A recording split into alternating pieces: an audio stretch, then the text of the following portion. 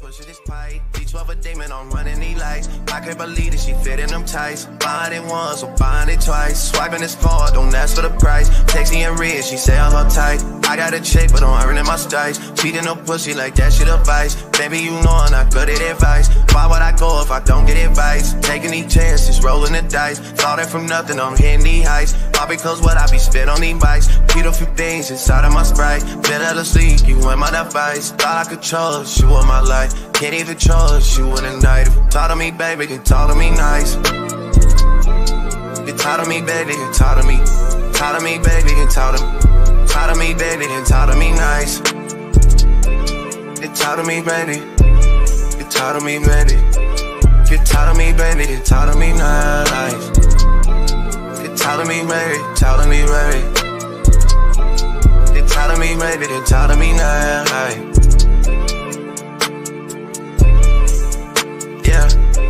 If you talk to me, baby, then come where I stay. Be in the Dallas, we back in LA. Making this money and stay out the way. Take when you text me saying okay. Taking this shit out day by day. Don't like to dunk it, I'm shooting a J. Backing up all the things that you say. You on your knees for me, yeah. Funny because I know you don't pray. Said that you down, it's up for the bait. Said I'm the one, so you making me wait. Baby, you know that's the shit that I hate. Pull up on you, I'm in a C8. Holding my own, I'm making shit shake. Shit on my shoulders, I'm lifting this weight. I wanna come on, I grip on your cake. Loading, I'm down, I do what it takes. Bitch on that nigga, I'm not my mistakes. I'm in the cut and I'm slipping away. Niggas I know, they moving real fake. Funny how love can turn into hate. Funny how love can turn you away. Funny how love can turn you away. Funny how love can turn into hate. Funny how love.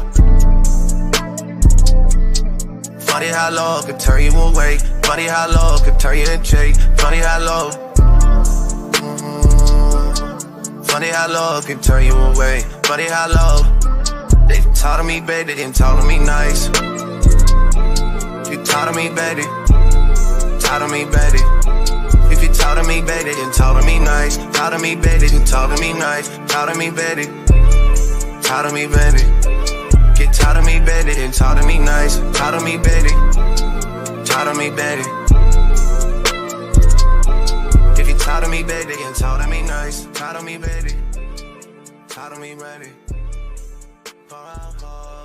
Get tired of me, baby, then talk to me nice. Tired of me.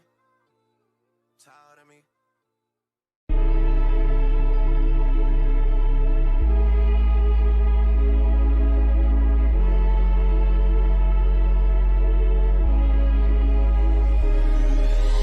I can't stay too.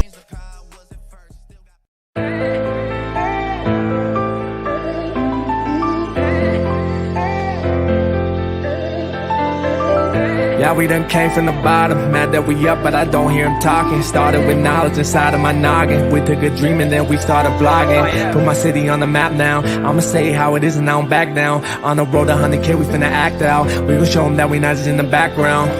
We the main event, we the main show. We the one that people always gon' pay for. FYF, we the best, no debate though. Number one sports channel, every angle.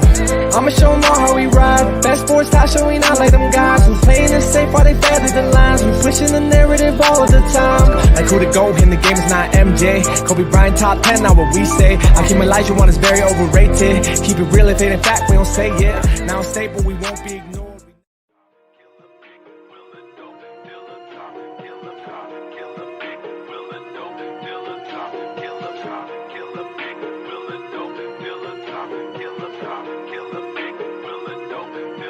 It's facts over feelings, you talk about listery. Boys, you Scooby-Doo talking in mysteries. You is a puppet to ticket, that's misery. Said that you body bang, boy, know your history. It's facts over feelings, you talk about listery. Boys, you Scooby-Doo talking in mysteries. You is a puppet to ticket, that's misery. Said that you body bang, boy, know your history. All in your feelings, you gotta be kidding me. Bet for respect, but you only show jealousy. Wanted some status, but you make it enemies. Talk about brown workout like you burn calories. Calling a bait cause he come with the cavalry. Caught another L, rated, took another casualty. Now you on the 2, talking like you had a strategy.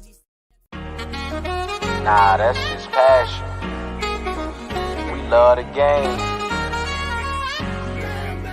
You already know what it is. FYF. You don't got tough skin. You might as well not even come on in. Talk to 'em. FYF, blow the whistle, man, we too official. Better check the film, we not one of them. The greatest to ever ball above the rim. They wasn't with me shooting in the gym. Cut the small conversation, debate on major levels. This the playoffs, baby, bring that pressure, we never settle. Cross and spin, getting it in, I wanna win. That teamwork got us headed to the ship again. Oh, LeBron better than MJ?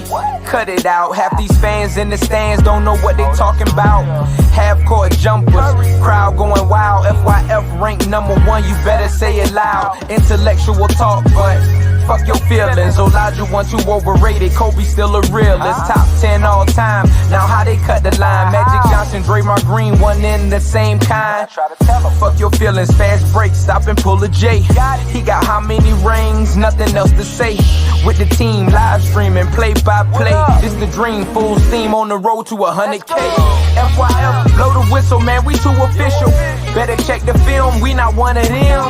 The greatest to ever ball above the rim. They wasn't with me shooting in the gym. Cut the small conversation, debate on major levels. This the playoffs, baby, bring that pressure, we never settle. Cross and spin, getting it in, I wanna win. That teamwork got us headed to the ship again.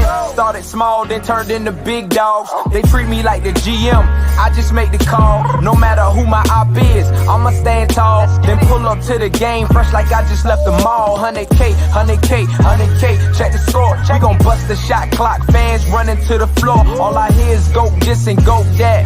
Man, your team suck, hang it up like a coat rack. I love the game, I admit it, I can't quit it. Step in front of me, man, your ankles gon' get the business. Been a legend like Moses Malone, way ahead of my time. This the greatest sports show ever, I just had to remind. FYF, FYF, blow the whistle, man, we too official. Better check the film, we not one of them. The greatest to ever ball above the rim. They wasn't with me shooting in the gym. Cut the small conversation, debate on major levels. This the playoffs, baby, bring that pressure, we never settle. Cross and spin, getting it in, I wanna win. That teamwork got us headed to the ship again.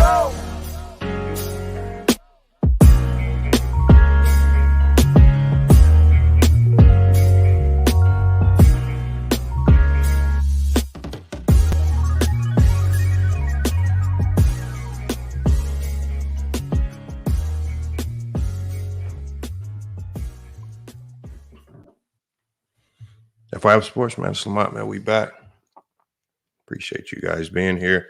We got another show for you guys, man. We got in here today, man. Nicholas Brown, locker room is back. He says, Lamont had to cut the intro. What you mean I had to cut the intro? I had to cut T Streets in the intro. No, I didn't. I didn't cut T Streets, man. No, I didn't, man. We just leveled up, man. We just leveled up a little bit, man. I got that new intro created for me. Sometimes I like to go back and run that one back every now and then. It just depends, man. Salute to Rebrandon in the chat, man. I saw you in here early. True to King. Goat James, man. Appreciate you guys being here. We got to talk about this today, man. The NBA is just going crazy. What's going on? These in-season tournament games are kicking in. And then all of a sudden, man, in one night, man, we got some of the most contentious moments of the season happening. Salute to Keep It 100, man. I see you in here, Tiffany, Ned, Monroe, Ruth. Appreciate y'all being here. Before we get started, man, make sure y'all know, man, y'all all got to know, man. Let's go ahead and put it on the screen, man. We got the One Cool P donation challenge, man. We got the One Cool P donation challenge, man. Y'all hit the Cash App to support the channel, man. Right, we're going to be upping the level of content. We're going to be consistently doing these live streams, right? A lot of times we're going to try to get them done in the morning. And the evening streams are going to be dedicated to our debates, man. So we got a couple people that are wanting to set up these debates. We got a couple people really wanting to dive into that, get themselves into the rankings, man. And I'm collecting names. I'm collecting matchups. And we're going to have our debate night this Saturday, man. It's going to be an epic night. So make sure, man, if you are hearing takes that you don't agree with, if you see people that you want to call out, take notes. Make sure we calling them out, man. We got to get these matchups set. And when it's time, man, you guys got to step up here and do the debates, man. But it's only happening here on FYF Sports. Today we're talking about these NBA rivalries, man, these NBA matchups. And we're going to actually play through the video on some of these. We're going to run through the video on some of these, and some of them are really kind of interesting. We got Alex M, man. He says, sign me up. Yeah, Alex said, when you come up here, we definitely going to get you locked in on some of these debates, man. There's a lot of people were coming at your take the last time you pulled up.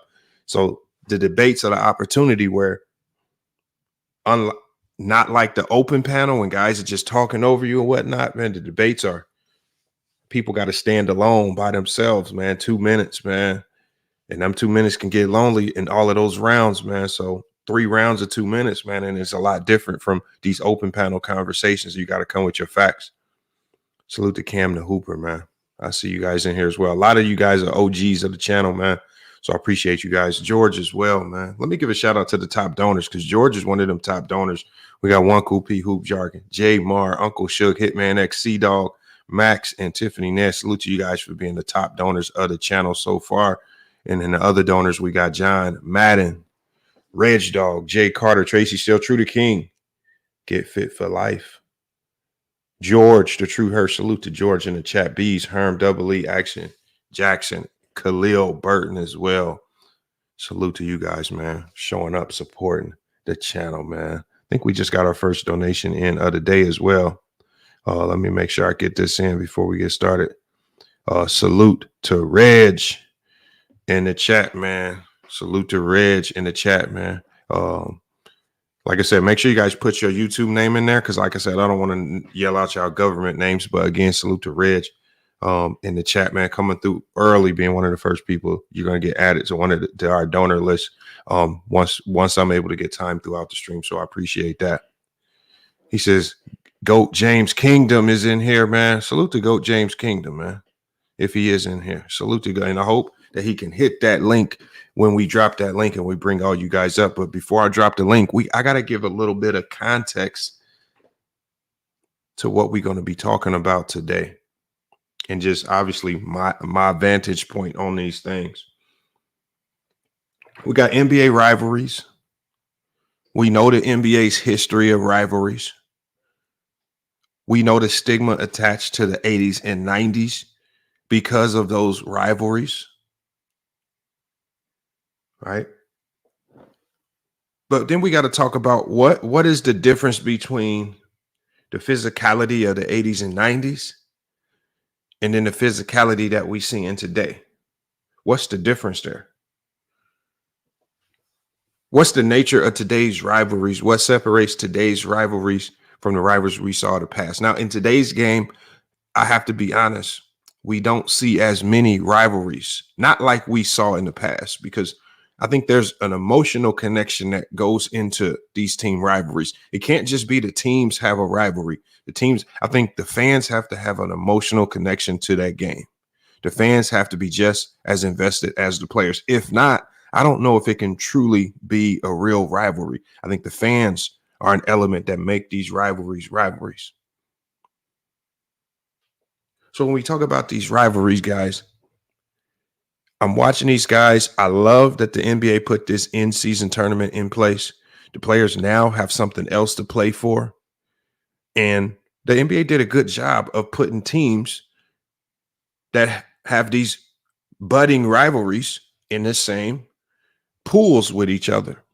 So you have the Lakers and the Grizzlies, right? A team in the Memphis Grizzlies went into the playoffs last year with a lot of promise. Unfortunately, that always ended by the Los Angeles Lakers, as the Los Angeles Lakers upset them in the first round of the NBA playoffs.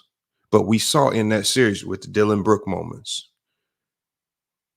that there was those contentious moments could potentially lead to what we would call a budding rivalry. I don't believe it's actually a rivalry just yet. But I think matchups like we saw yesterday, those regular season games where you have those heated moments, right? And we're going to play that moment. I think those are the moments that really start to blossom these rivalries. We're going to play this moment with the Lakers here. And then we got to ask ourselves, does the NBA need to go ahead and tell the refs to not be so whistle happy with these ejections and texts when the NBA is behind instigating a lot of these rivalries. They're behind putting together some of these matchups. And then when you go to some of their social media sites, they're behind propagating and pushing these incidents back to the fan base for viewership. Can they play both sides of the coin by punishing and fining the players mightily when they come into these contentious moments? Or should they go ahead and take the handcuffs off to a certain degree, obviously contain it, not let it get out of control, but should they allow these rivalries to go ahead and blossom by not ejecting the stars and doing things like they did last night? And we saw two of those moments last night. We're going to play the first one with the Lakers. And again, when I play this one, obviously we're going to play it, and then I'll be dropping the link after you see both of these moments. And then we'll be bringing you guys up to give y'all thoughts on this. Like I said, we're not going to be live a super long time today, but we're going to be live long enough to cook on all these topics. Here we go with the first moment with the Lakers, and this is the Anthony Davis moment. And you guys, I want you to watch this. Remember, research purposes only. And then let me know, is this a budding rivalry? Is this something that can blossom into more, especially if Ja Morant comes back and he looks anything like he did when he was a first-team All-NBA player? A three-point specialist in Kennard. Yeah, he's one of those uh-oh guys. AB again at the other end. Look out, uh-oh. That's going to be a technical foul. They're going to call a double team. Wow, that surprises me. Yeah, I thought it was just going to be on AB. And look at Desmond Bane. Oh, there's some bad blood, serious bad blood right now. Bane standing up to Davis. Then D'Lo came in, pushed him aside. Now we got a technical foul, I believe, on the Memphis coach. Well, this is what started it all. Nice outlet pass by LeBron right over the top. AD with the easy hoop. And then when he turns to come back in, they kind of collided and two-hand shoved there by Anthony Davis. And that's what started all of the extracurricular activities. Desmond Bane trying to protect his teammate, but I don't know you want any of that. Going to review the plays for an altercation that does not immediately dissolve through the intervention of the referee.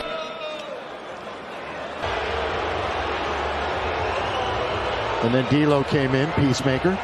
And then there's Cam Reddish right there in the middle. I mean, they didn't toss him immediately, did they? I don't think so. No official around Cam. There will be a double technical foul assessed to Anthony Davis and Santi Aldama. Also, a double technical foul given to Desmond Bane and D'Angelo Russell. And then lastly, a technical foul given to head coach Taylor Jenkins. There we have it right there. Y'all saw what happened in last night's Laker game with the Memphis Grizzlies. And obviously, those are the moments. Like, I know that a lot of people in the chat are saying, look, there are no rivalries in the NBA. But look, rivalries have to get started. There's always a turning point moment that initiates these rivalries. There's always games and matchups that creates contention between two teams. I mean, the NBA needs to start preparing for life without LeBron James. With no immediate superstar or face of the league, the only way the NBA can sustain until that face of the league appears is through rivalries, I believe. That's what I believe. Everybody in the chat saying that was soft. At the NBA, we can call it what we want, but I thought it was a contentious moment. I thought it was a moment that could brew and we can see something later come of this. I'm going to be watching the next time the Lakers play the Grizzlies, especially when they play them in Memphis. That's going to be a game that those players have circled on their calendars, especially if Ja Morant's back. Isn't it these moments that makes us tune in to certain matchups?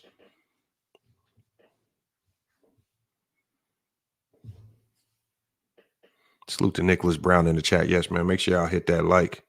Hit that like. Support the channel, man. Salute to T Streets. I see you in there as well. Remember, y'all, we got the One Cool P. Salute to One Cool P as well. The top moderators of the channel, man. We got the One Cool P donation challenge, man. That's always there. Jared says, dude flopped. Yes, we know he flopped, Jared. That's not the point. And let's not derail the conversation to things that don't necessarily matter. Of course he flopped. AD did push him, but of course he flopped. But it turned into an altercation that's going to lend credibility to us watching the next matchup. This was a game where the Lakers completely blew the Grizzlies out the gym. Believe me, the Grizzlies are not too happy about that. Salute to Reg Dogs TV. He says, what am I here capping about? Hey, I don't know. Just hit the link. If I'm capping, just hit the link, and you can always pull up and you can call me out about it.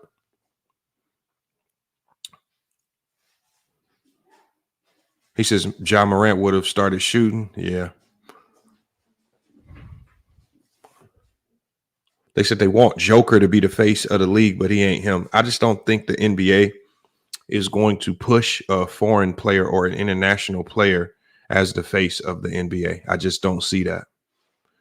And I'm saying that with all due respect to all the international players. It's no slight to them. But we see a lot of stars in this league.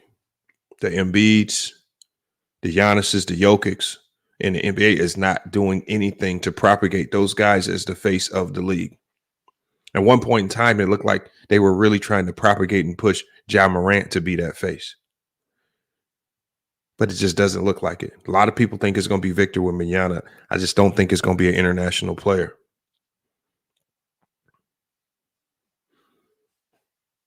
It's gonna have to be somebody that they can push from start to finish, somebody that lives up to the hype from start to finish.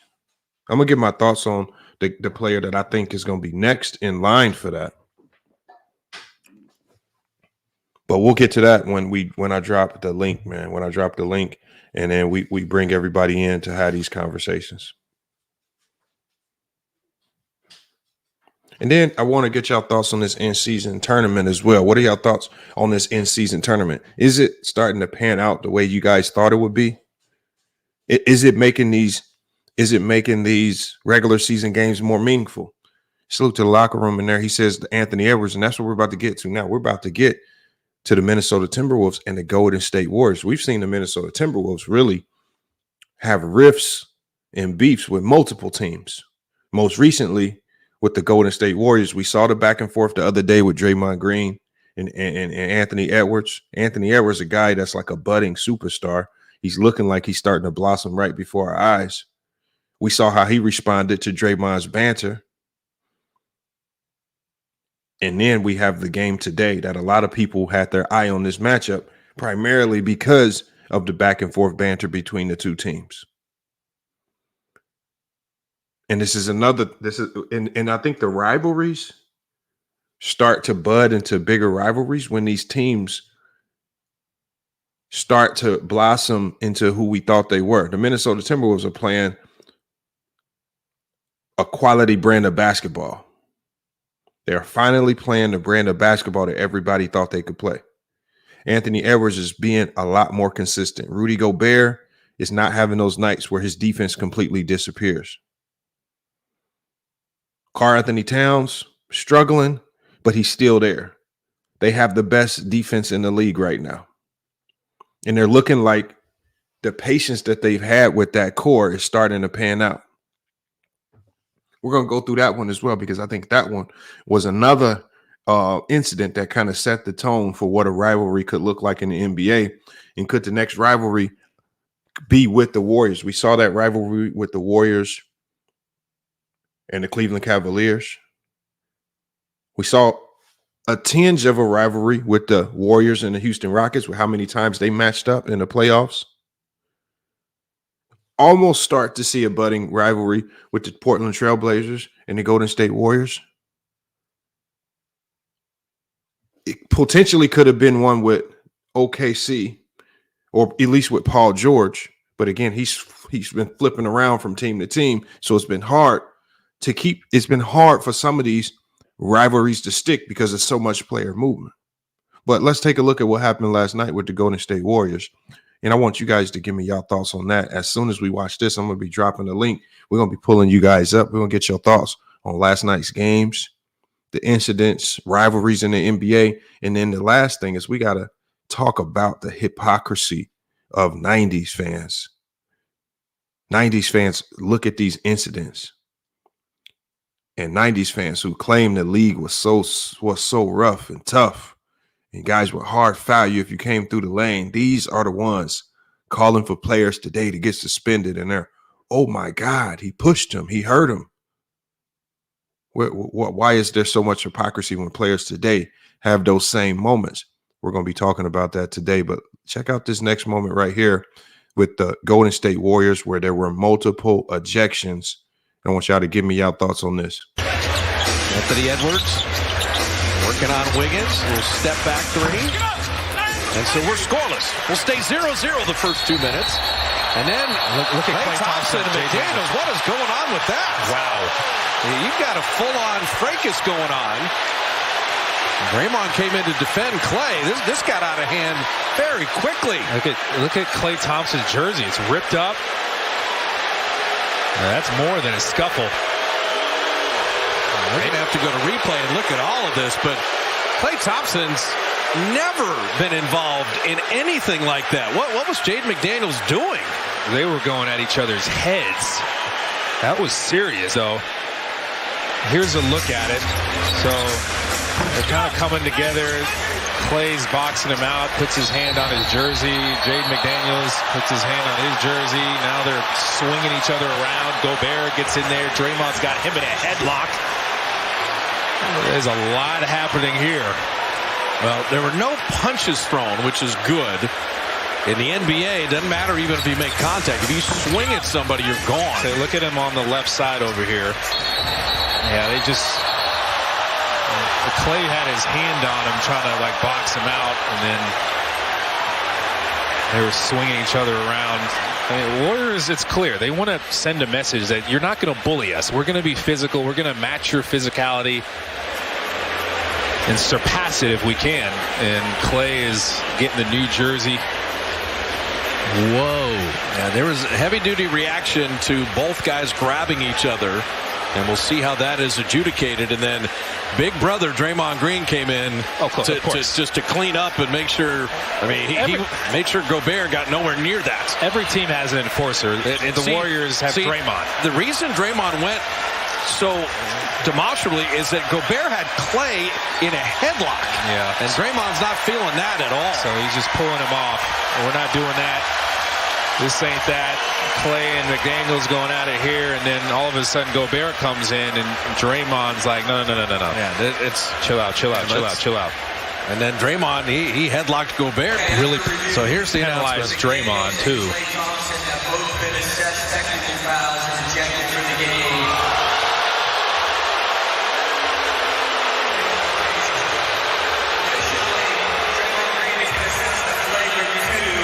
Rudy Gobert, Green has been ejected. Gobert will shoot 2 free throws. Minnesota will retain possession at the free throw line extended. Okay. So Jaden McDaniels been ejected. Klay Thompson's been ejected. Draymond has been ejected. And Draymond was called for a flagrant foul. Listen, there was a lot that happened there. This swinging each other while they're latched onto each other's jerseys. That was a lot. And then Draymond headlocking Rudy Gobert. I mean, just the way that they've adjudicated issues with Draymond in the past, it just doesn't surprise me. Draymond usually gets the raw end of the stick there. And because of the flagrant foul, Gobert is going to shoot 2. Now, I think they completely missed Rudy Gobert grabbing Klay Thompson. They missed it, but...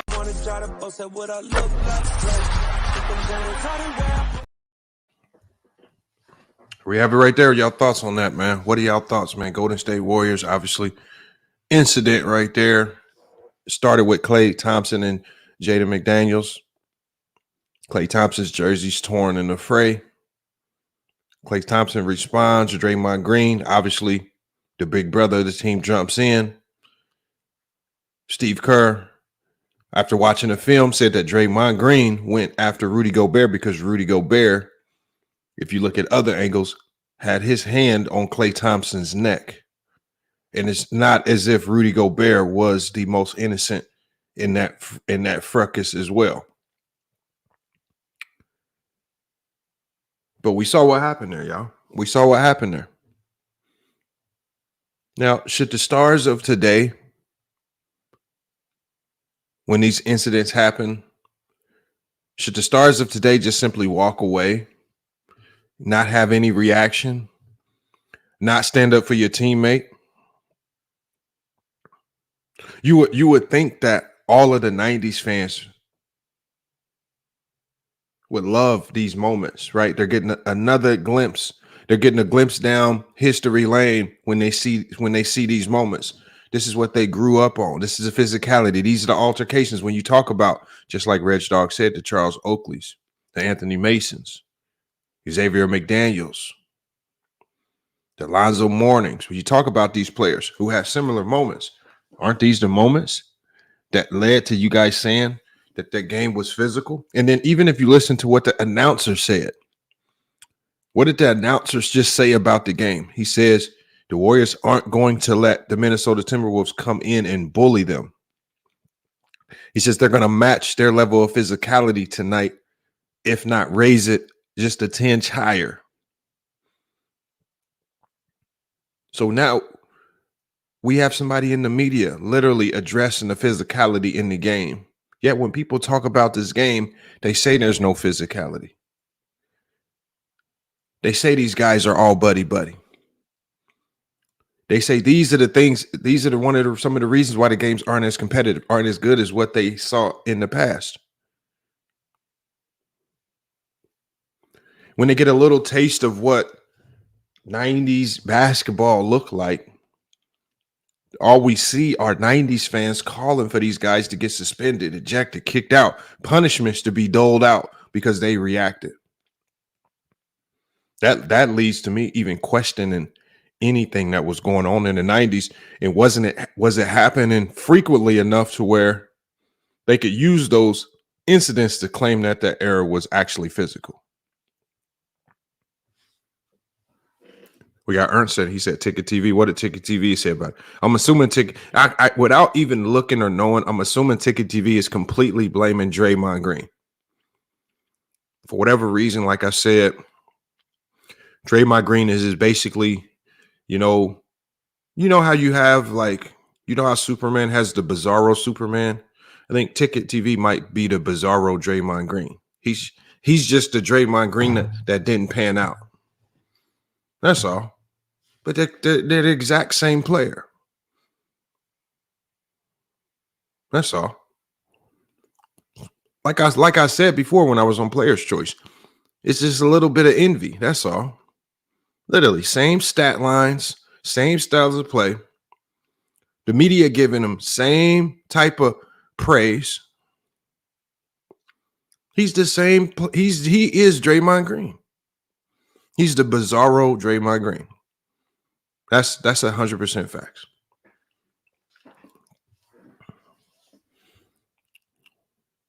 Hard work ENT says that was a flawless headlock. AP the Great says Lamont the arch deceiver, whatever that means. Like I said, I don't mind y'all opinions, man. Just don't be shy to hit the link, man, to elaborate on these things. Ticket is saying the Wolf Stars should have punched out Draymond. Okay, maybe they should have. I don't know. Punching a player in today's game costs you a lot of money. And if you punch somebody and you're not one of the stars, it's not worth it. Unless you're one of the stars of the league, it's not worth it to punch anybody. Nobody wants to lose an entire game check. But the Warriors literally paid Draymond to be the big brother on that team, to be the guy that jumps into those frays. This is one of his jobs. This is, like I said, when we talk about Draymond Green, we're not talking about the absolute most talented player in the NBA. This is a guy this is his MO. He made his name in the league, standing up for his teammates, being the physical presence on that team. We got Alex M says the 90s was 10 times tougher. These fouls everywhere. Well, if the 90s was 10 times tougher, then why did the 90s from 1990 to 1998 have the most hand-checking fouls called in NBA history? Why did the 90s from 1990 to 1998 have the most fouls per game called? What we saw in the 90s, just like I played some of those games, when I watch those games, all we see is a free throw exhibition. Every possession, foul, free throw. Come back down, foul, free throws. When we watched that Pacer-Knicks game, all we saw, come down, foul, free throw. Hand check, foul, free throw. Slow paced. We in the third quarter of some of these games, because of this, teams couldn't space the floor and they lacked the ability to score. We're looking at games in the fourth quarter, 55 to 56. That's not defense. You know why it's 55 to 56? Come down, foul, free throw. Come down, foul, free throw. Y'all need to stop lying. This is why I play those games.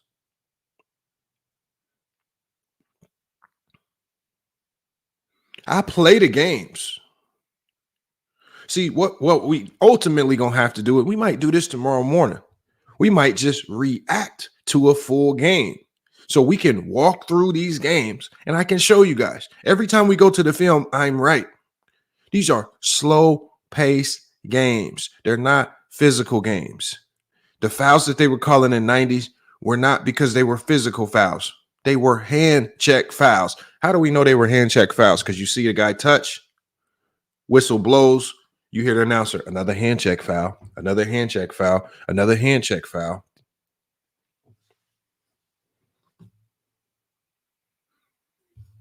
This is what the 90s was consisted of.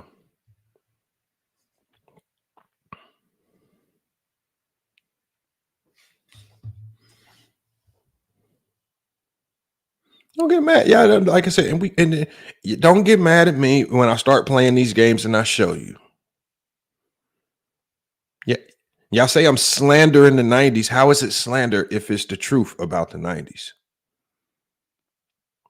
No, see, y'all want me to stop because y'all don't want people to know the truth about the 90s. Like everybody wants to tell me to stop all of a sudden, you know. Like when I bring up moments, Jordan got benched in NBA Finals. No, everybody stop, Lamont. Don't tell that story. No, Jordan did get benched. Jordan had his down moments too. All these other guys. There's moments that this is y'all want to hide. Y'all get to talking about Hakeem Olajuwon. No, Hakeem Olajuwon was just a bigger flop in the playoffs as some of the guys today. Losing in the first round, getting upset by scrubs, folding, choking in big moments. Y'all don't tell that story, though. Y'all don't tell that story. How many first-round exits? Why did y'all accept so many first-round failures and exits from Hakeem Olajuwon? Why? Why was it acceptable to be that type of level of a loser? And just like y'all call LeBron's bubble championship a bubble championship, Hakeem only won anything when Jordan left. So essentially, that was the Jordan-less years championship. Because Jordan was winning everything in it wasn't no big man. Big men were not winning nothing in the 90s. No big man could win anything in the 90s until Jordan decided to take a hiatus. He decided to take a hiatus and go. And this is the saddest part about the 90s. Y'all best player said, y'all so sorry. I'm going to go play baseball for a year. I'm going to give y'all time to get better. I'm going to give y'all teams time to re-up. He even gave teams time to take one of the Bulls' best players. This man came back, comes back immediately. The big man era is dead immediately when he comes back. Immediately just reels off another 3 championships. Ain't no big man. How is this not no big man era? So Hakeem with the Jordan-less years championship, essentially Hakeem's bubble championship, because we saw what happened to Hakeem when he went to the finals when it was real talent in the league. They got walked down. first round exit master, suspended by the league for quitting on his team. Y'all accept all that? I didn't know what 90s fans just accepted all that. Patrick Ewing threatened to leave his team. No loyalty there. He threatened to leave his team. But then the CBA was so screwed up, he said, damn, I got to stay. I ain't taking no 80% pay cut. The only one with the balls to leave his team and take the pay cut was Horace Grant. Had to play for the Orlando Magic that first year on a minimum deal. He says Lamont cooked himself. He got MJ as the GOAT, but discredited his era. I can discredit the era. See, that's the thing. I can still call the era trash and still label Jordan as the GOAT. The reason why is this. My top 5, my top 10 is based on how you dominated your era, irregardless of what the talent was.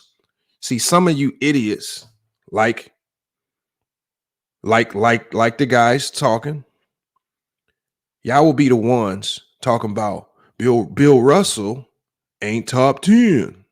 No, Bill Russell is top 10 because he dominated his era. No matter how trash his era was, he dominated them. So I've told you guys, my top 5 is based on domination. It's not based on how easy or how hard it was.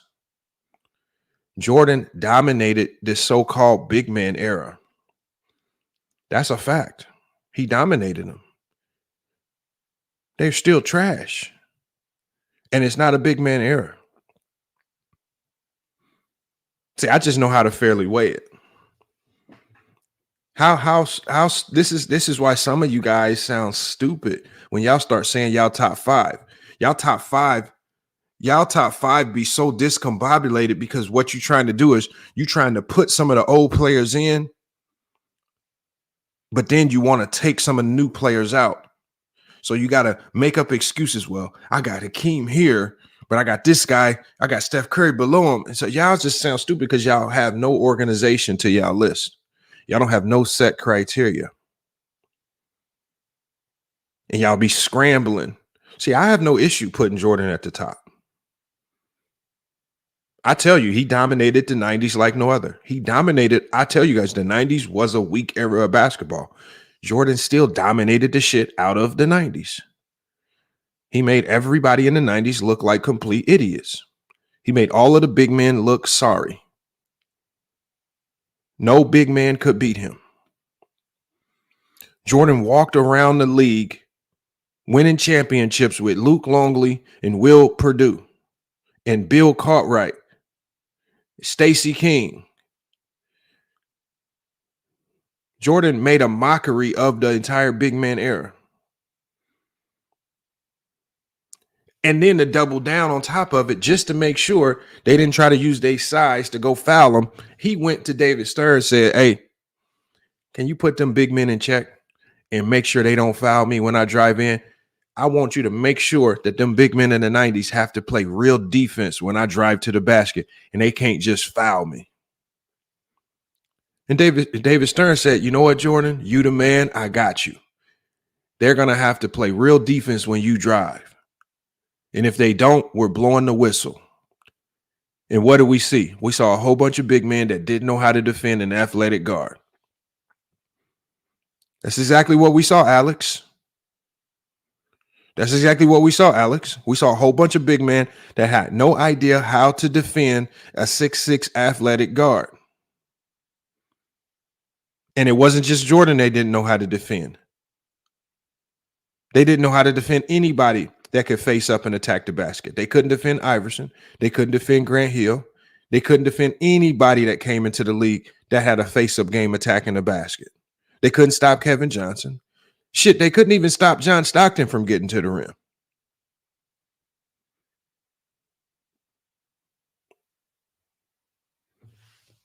But look, man, look, if y'all want to come up and talk about the 90s, we can talk about the 90s. AP the Great says, I'm the only MJ fan in the room. See? But you the only MJ fan in the room full of LeBron tarts But you the first person to bring up LeBron James. We had a whole conversation about the Lakers. Rivalries. We didn't mention LeBron one time.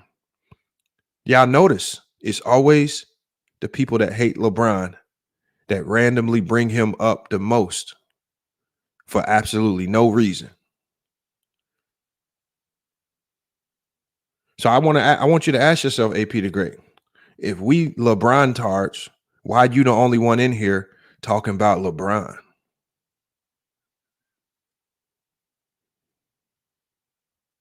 That's all I want to know. And see, look at Mr. Winters. When I get to cook in the 90s, Mr. Winters always find a way to climb up out the muck and the mud or wherever he's hiding, and then to pop up in the chat and be the ultimate chat warrior.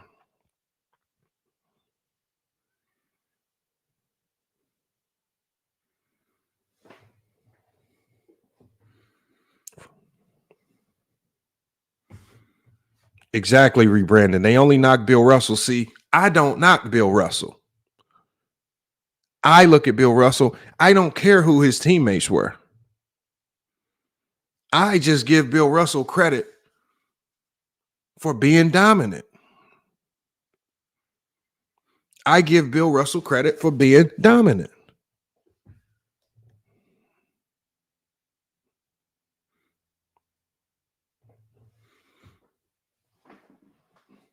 See, Jordan fans don't like having that Bill Russell conversation because that man Bill Russell got 11 championships and he be making them three-peats look silly. They don't like having that one. See, it'd be the Jordan fans that get to saying Bill Russell's era was trash. Then Jordan fans can't look themselves in the mirror and be like, damn, our era was just as trash.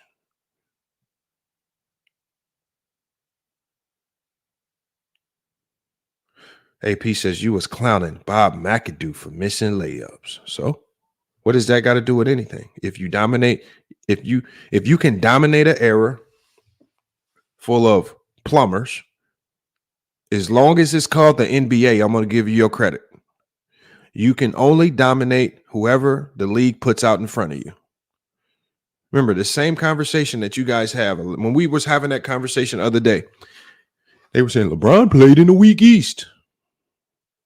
Well, LeBron can't control the Eastern Conference. LeBron James couldn't go into the summer and say, I'm going to have a meeting with all of the Eastern Conference GMs. Hey, you guys, these teams are too weak. You guys need to bolster your rosters and make them better. So when it comes down to my legacy, nobody can say I played in the weak East. You can't control that. You can only control who steps on that court in front of you. And we can judge you based on how you fare against them individually and if your team was able to win. Alex M says, unfortunately, Bill Russell will be slowly forgotten. No, he won't. I don't let him be forgotten because every time he comes up here, we always give him his kudos for being great. His innovations to the game. How when this man started blocking shots, refs had to stop the game because they didn't know what the hell to do. The man would block shots and nobody knew what a block shot was. Refs had to stop the game to make sure what he was doing was legal. So, yeah, we give him credit. See, it be y'all 90s fans that want people to forget about Bill Russell because Bill Russell got them championships over Michael Jordan. Had they taken all of the stats, that man might have far more records than Michael Jordan. Unfortunately, certain stats didn't exist when he played. Certain awards didn't exist when he played. Sorry, we just dropped a link, man. We'll have y'all come up and cook. See, a lot of y'all got a lot of stuff to say, but we'll see how much you got to say. We got to talk about these rivalries. We got to talk about the NBA. And if you want to dare come up here and talk about the 90s and you want to try to defend the 90s, we can do that as well. Because like I say, my main question to all of you guys, you big 90s fans, they're like running back talking about Jordan in the 90s. tell me about the 90s without mentioning Michael Jordan. Actually, I can tell you about this era of basketball without talking about LeBron. We got Steph Curry. We got a hella storylines. We got a lot of stars in this league. We got the Giannis. We got the Jokics. We got a lot of things we can talk about in this era without mentioning LeBron. I want y'all to tell me about the greatness of the 90s without mentioning Michael Jordan. That's the key question.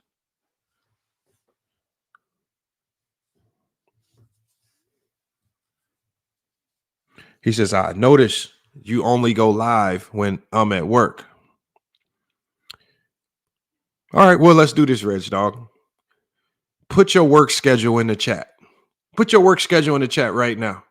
And I'll make sure my next live is not when you at work. Y'all see that? Look. If you at work, put your work schedule in the chat. And I will schedule things around you, man.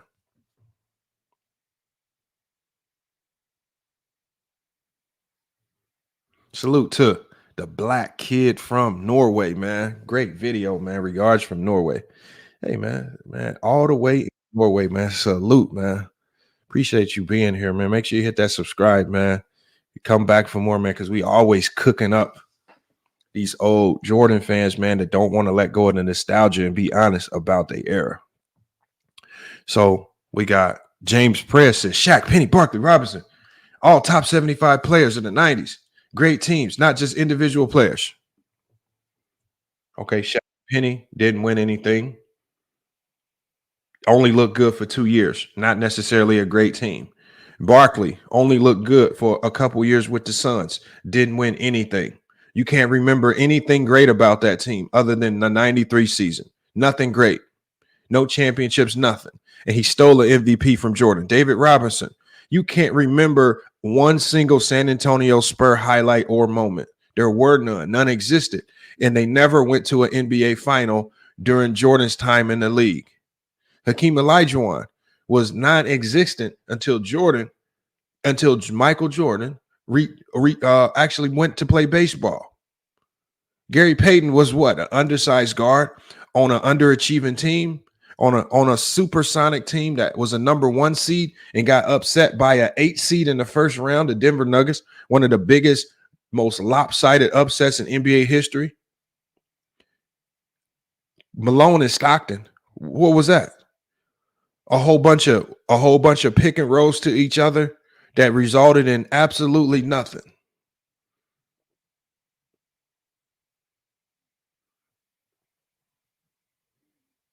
Now all of a sudden, you know, James Prez, that the top 75 list literally just got created. There was no top 75 list until last year. See, y'all got to keep expanding this list. Top 75, top 100. Well, it was the top 50. You know why y'all expanded it to top 75?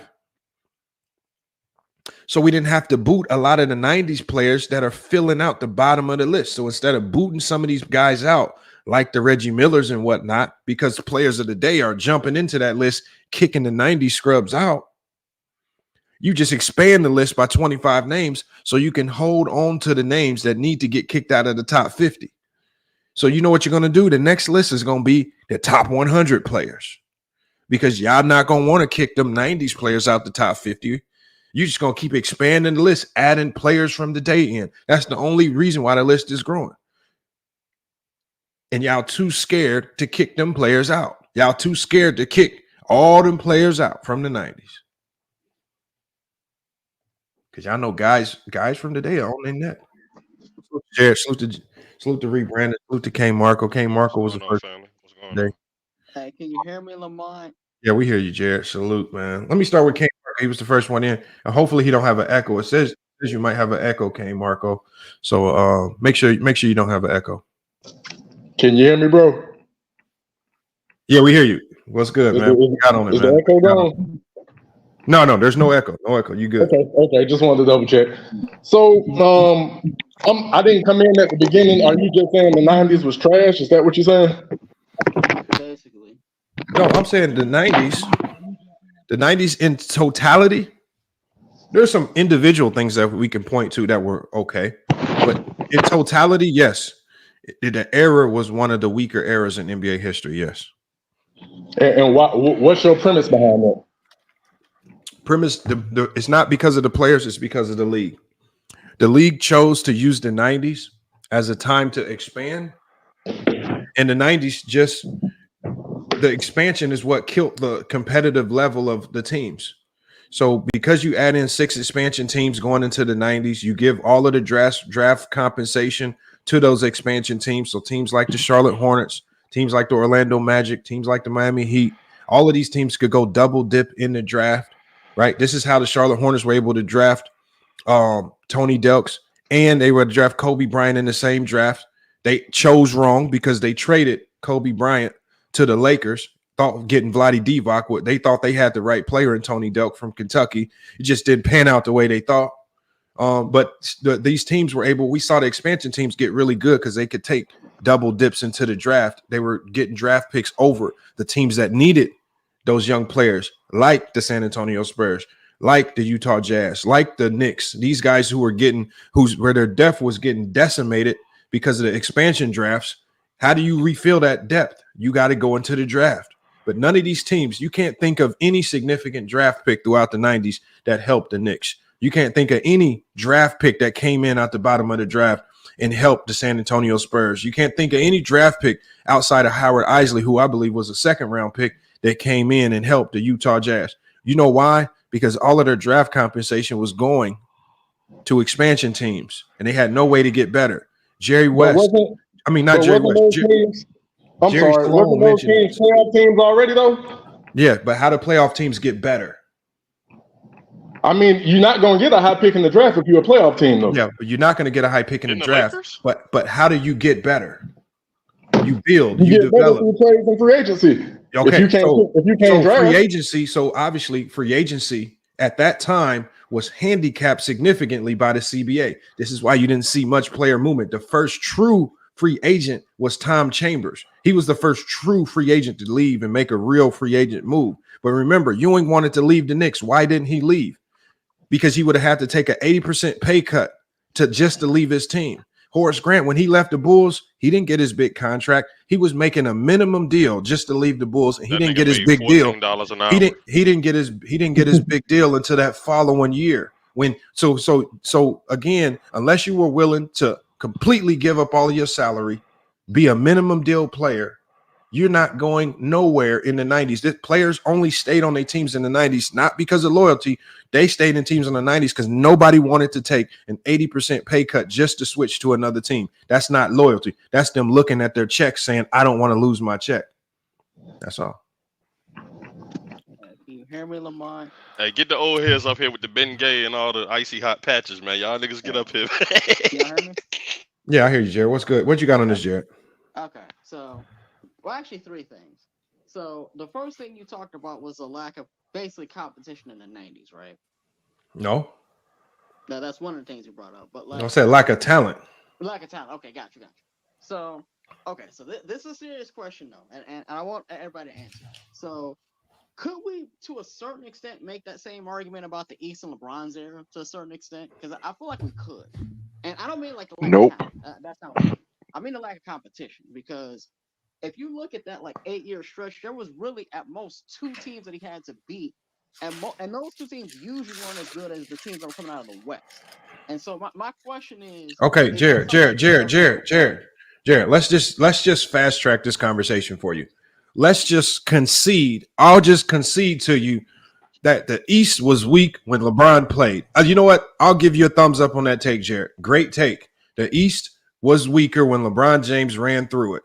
We'll run with that. I'm fine with accepting that. Now get back on the 90s, right? Since you're doing this comparison with the 90s, are you willing to concede that the 90s was weak? Because teams never went out and tried to make any significant free agency moves. Teams did not know how to draft well. They didn't know how to develop talent well. And therefore, because of the expansion, the league suffered. Jerry West talked about it. Larry Bird talked about it. Dennis Rodman basically said this shit is a cakewalk because nobody is as talented as us. That's what he said in 1996. So when you talk about all of the coaches, all of the GMs, all of the players that even talked about it, you know.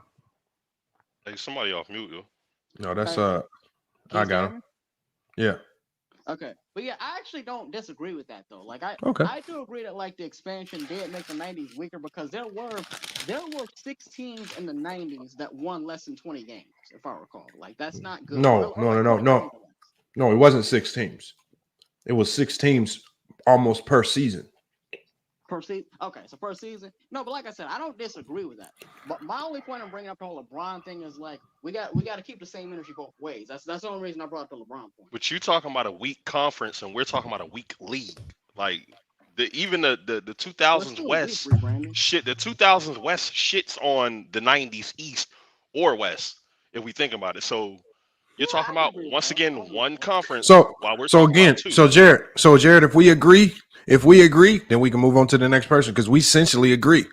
You know, like I said, I can concede that the East might have been weaker. Now, yeah, does it mean it was less competitive? No, because you can still be competitive, but yet weaker. Just like we can say, like when the Houston Rockets had went up against the Warriors without their stars in the playoffs, the Rockets were competitive even though they weren't as talented. So they made that series competitive, even though they lack talent. So you can still be competitive even if you lack talent. So being talented and competitive is 2 different things. Teams in the 90s did compete. I'm not taking that away from them. Were they as talented? No. Right? Did David Stern take away from their ability to get better? Yes. I'm not knocking the players. So the league was essentially not as good because of David Stern. They sacrificed the talent. They sacrificed the talent, and that ultimately affected teams' abilities to compete with the Bulls. That's a fact. Well, yeah, like I said, I don't disagree with that. My only thing is we just got to keep it the same both ways. That's all I'm saying. Uh-oh, hold on. We got Mac Def with some stellar. I'm talking about some stellar draft picks from the 90s, right? He says the Jazz drafted Byron Russell and Greg Ostertag. I want you to come up here and tell me a Greg Ostertag highlight. His Supersonics drafted Sean Kemp. You know, Sean Kemp was drafted in the 80s. He was drafted in the 80s. So again, Sean Kemp was not. So again, get that right. Yeah, they did get Sam Cassell. The Rockets did get Sam Cassell and Robert Horry. I give you that.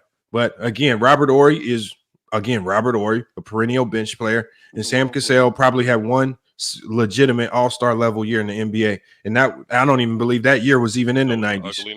That was in Minnesota. So, hey, look, salute to those guys. If that's all you got from, if this is all you got, Mac Def, if these are the greatest draft picks of the 90s, then this just lends more credibility to what I'm saying. Well, what about Shaq, Alonzo Mourning, Chris Webber, Latrell Sprewell, all the players who got drafted in the 90s? You saying they weren't good? No, what I'm saying is Grant Hill, Jason Kidd. I can keep naming them, all of them like Hall of Famers, bro. All right, I got you. So what we saying is, if you look at a lot of the players that you're naming, Shaq and Penny got drafted to what? Drafted to where? Orlando. Orlando was what? An expansion team. Yeah. Okay. But No. There's no but. He got traded. He got traded there. But at the end of the day, Orlando Magic were only able to get all of these picks, not because they were eligible to get the picks because of their record. They were getting extra draft compensation because they were an expansion team, just like the Miami Heat were an expansion team. Not only could they get players in an expansion draft, they were able to double dip in the draft also and get good really fast via the drafts. This is why Miami got good really fast. Orlando got good really fast. Charlotte got good really fast because all of these teams could go double dip in the draft. Did you ever look into why Charlotte had almost 2 back-to-back picks in 1996 where they drafted Tony Delk and Kobe Bryant? I want you to ask yourself what. Imagine if the Pacers were able to draft Kobe Bryant instead of Charlotte double dipping because they were an expansion team getting back-to-back picks. What would the league look like then? The Pacers with Reggie Miller and that team and Rick Smits and those boys, they could have used that level of score next to Reggie Miller. What if they were able to get that draft pick? Kobe wasn't a top 10 draft pick. Yes, we know the top 10 picks are going to be good, but we talking about when teams are looking to build, especially competitive teams, you're talking about picks 15 through 30. Those are the picks that get you good. You got to be able to identify the talent there. right? We know how easy it is to draft in the top 10. Just ask the Chicago Bulls. They had Horace Grant, Scottie Pippen, Brad Sellers, Stacey King, all top 10 picks. So it's easy to draft in the top 10 and get it right. We knew Chris Webber was going to be good. No matter, he was a top 10 pick. These are lottery picks. We're talking about the other guys that pan out your roster. Hey, Lamont, they always talk about Hall of Fame. Like, bro, let's stop acting like the NBA Hall of Fame is the hardest thing to make. They give that shit out to niggas every year. You know what I'm saying? So let's stop talking about that. Give us 10 bigs from the 90s, right? Since y'all say like the 90s was the bigs era and all these stuff. Like, give us 10 bigs from the 90s. There doesn't need to be 10 bigs or rebranding. No, it does. No, if you saying that, give us 6, give us 5. I give you 5 or 6. Hold on. Let me give you the 5 or 6. Pat Ewing, Shaq, Alonzo Mourning, Olajuwon, David Robinson, Rick Smits. That's what. Hey, Marco. I got another question for you. What you got? Out of all the names you just named, combine the championships.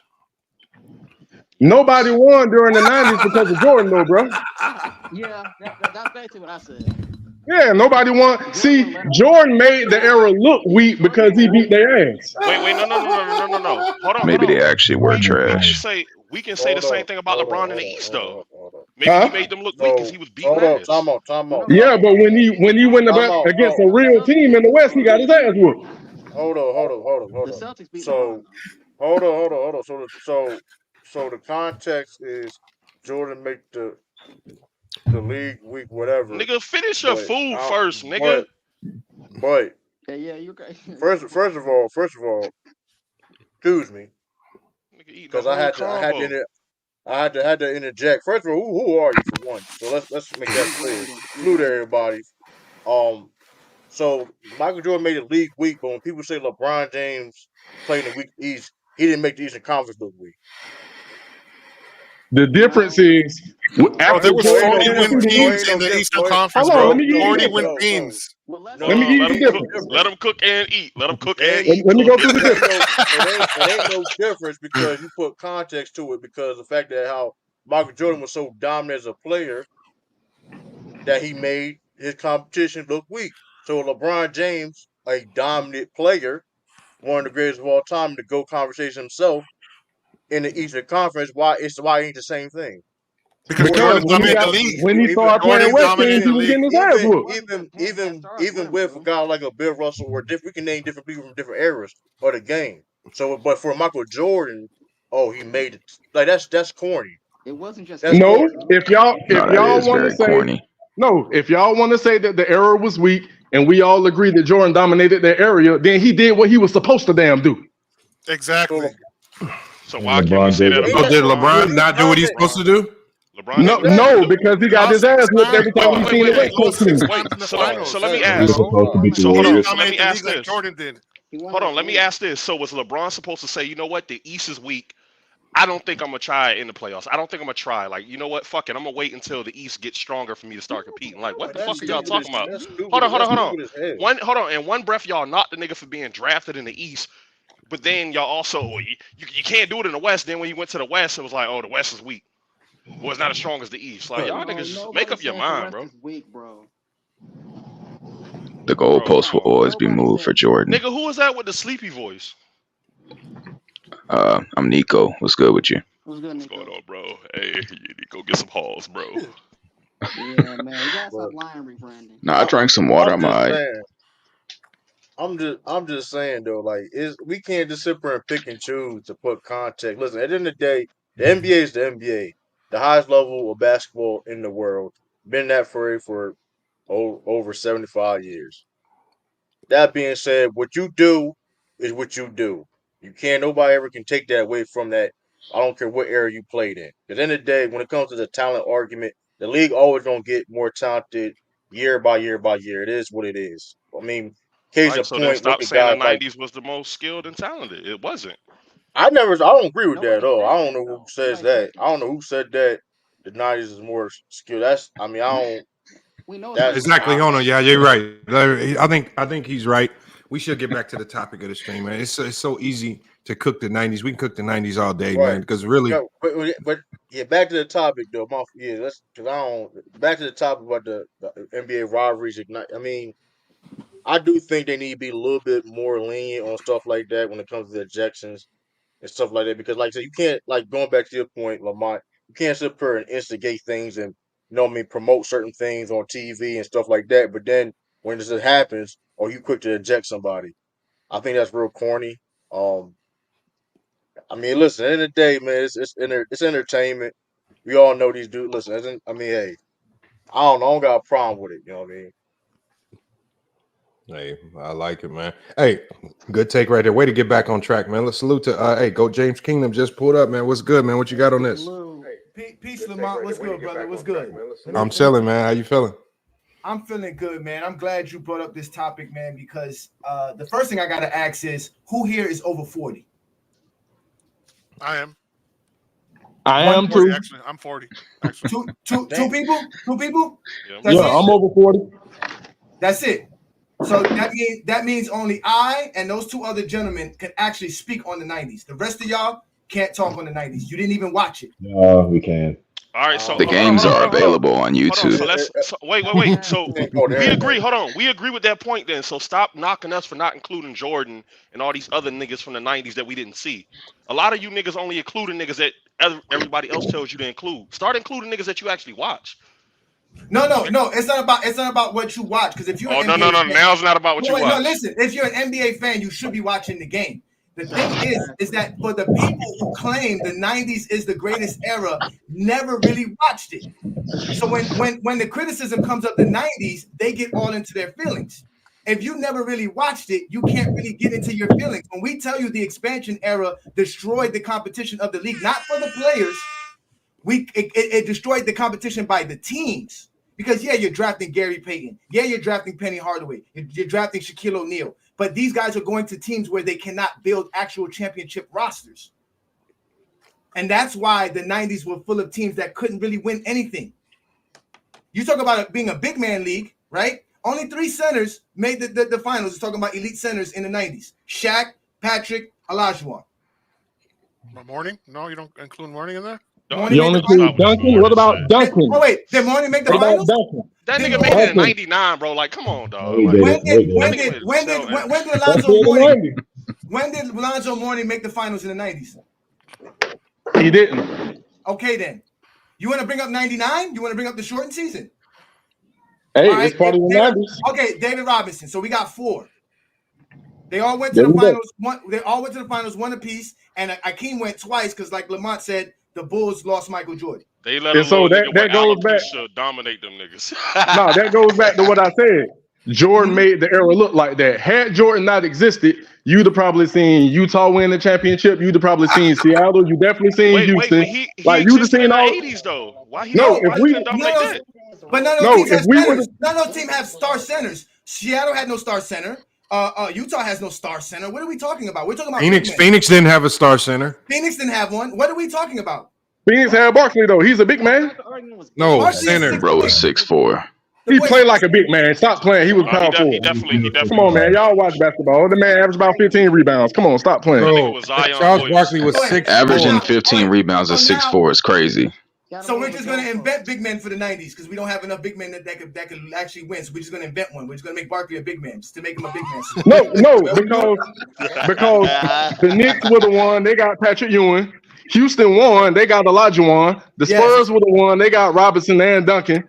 Utah were the one. They got Karl Malone. Stop playing. I'm naming all these teams were built around big men, whether it be a center or a power forward. Hold on. What do you mean would have won? What do you mean would have won? If Jordan didn't dominate the era. Okay, but hold on. But like the thing is, it's a lot of these guys like David Robinson that never got to the finals when Jordan was there. So how do we know if he couldn't even get out the West? How would he have won? Like a lot of guys couldn't even get out. Like all of the best teams. Like when you look at some of the best teams, like when the Lakers went to the finals, they didn't have an elite league all-star dominant center. They had Vlade Divac, and that was in the night. That was in the Bulls' first championship run. They did that with Magic. They did it with perimeter players. When Seattle got to the finals, they did it with perimeter players. When Phoenix got to the finals, they did it with Kevin Johnson. Hold on one second. They did it with. Hold on. You said Magic Johnson ain't a perimeter player? I said Sean Kemp ain't no perimeter player. Hold on. Sean Kemp worked from the outside in. He worked from the perimeter to the rim. He wasn't a back to the basket, post him up guy. He was a lob threat guy. So he started from the perimeter and worked his way in, similar to Scottie Pippen as a small forward who worked his way in. Sean Kemp was really only placed his power forward because he struggled to handle the ball. He was really just a lob threat. Outside of that, he really wasn't much. Hey, Lamont, ask bro what bro that was just talking. What you think about the rivalries though, like that we seeing in the league, like let's get back to the that. Fights and you think that's good for the league? You think that's good for the tournament? What you think, bro? I think rivalries are good. Now, as far as fighting, no, they don't need to be fighting. But I feel like the referees are a little bit too happy with their whistle when they come to giving out ticks. Okay, do you think the NBA like really using that shit as marketing though for real? Like they're gonna suspend Draymond for sure, but like, do you think they really like, we need that shit in this tournament, like to bring viewers and shit?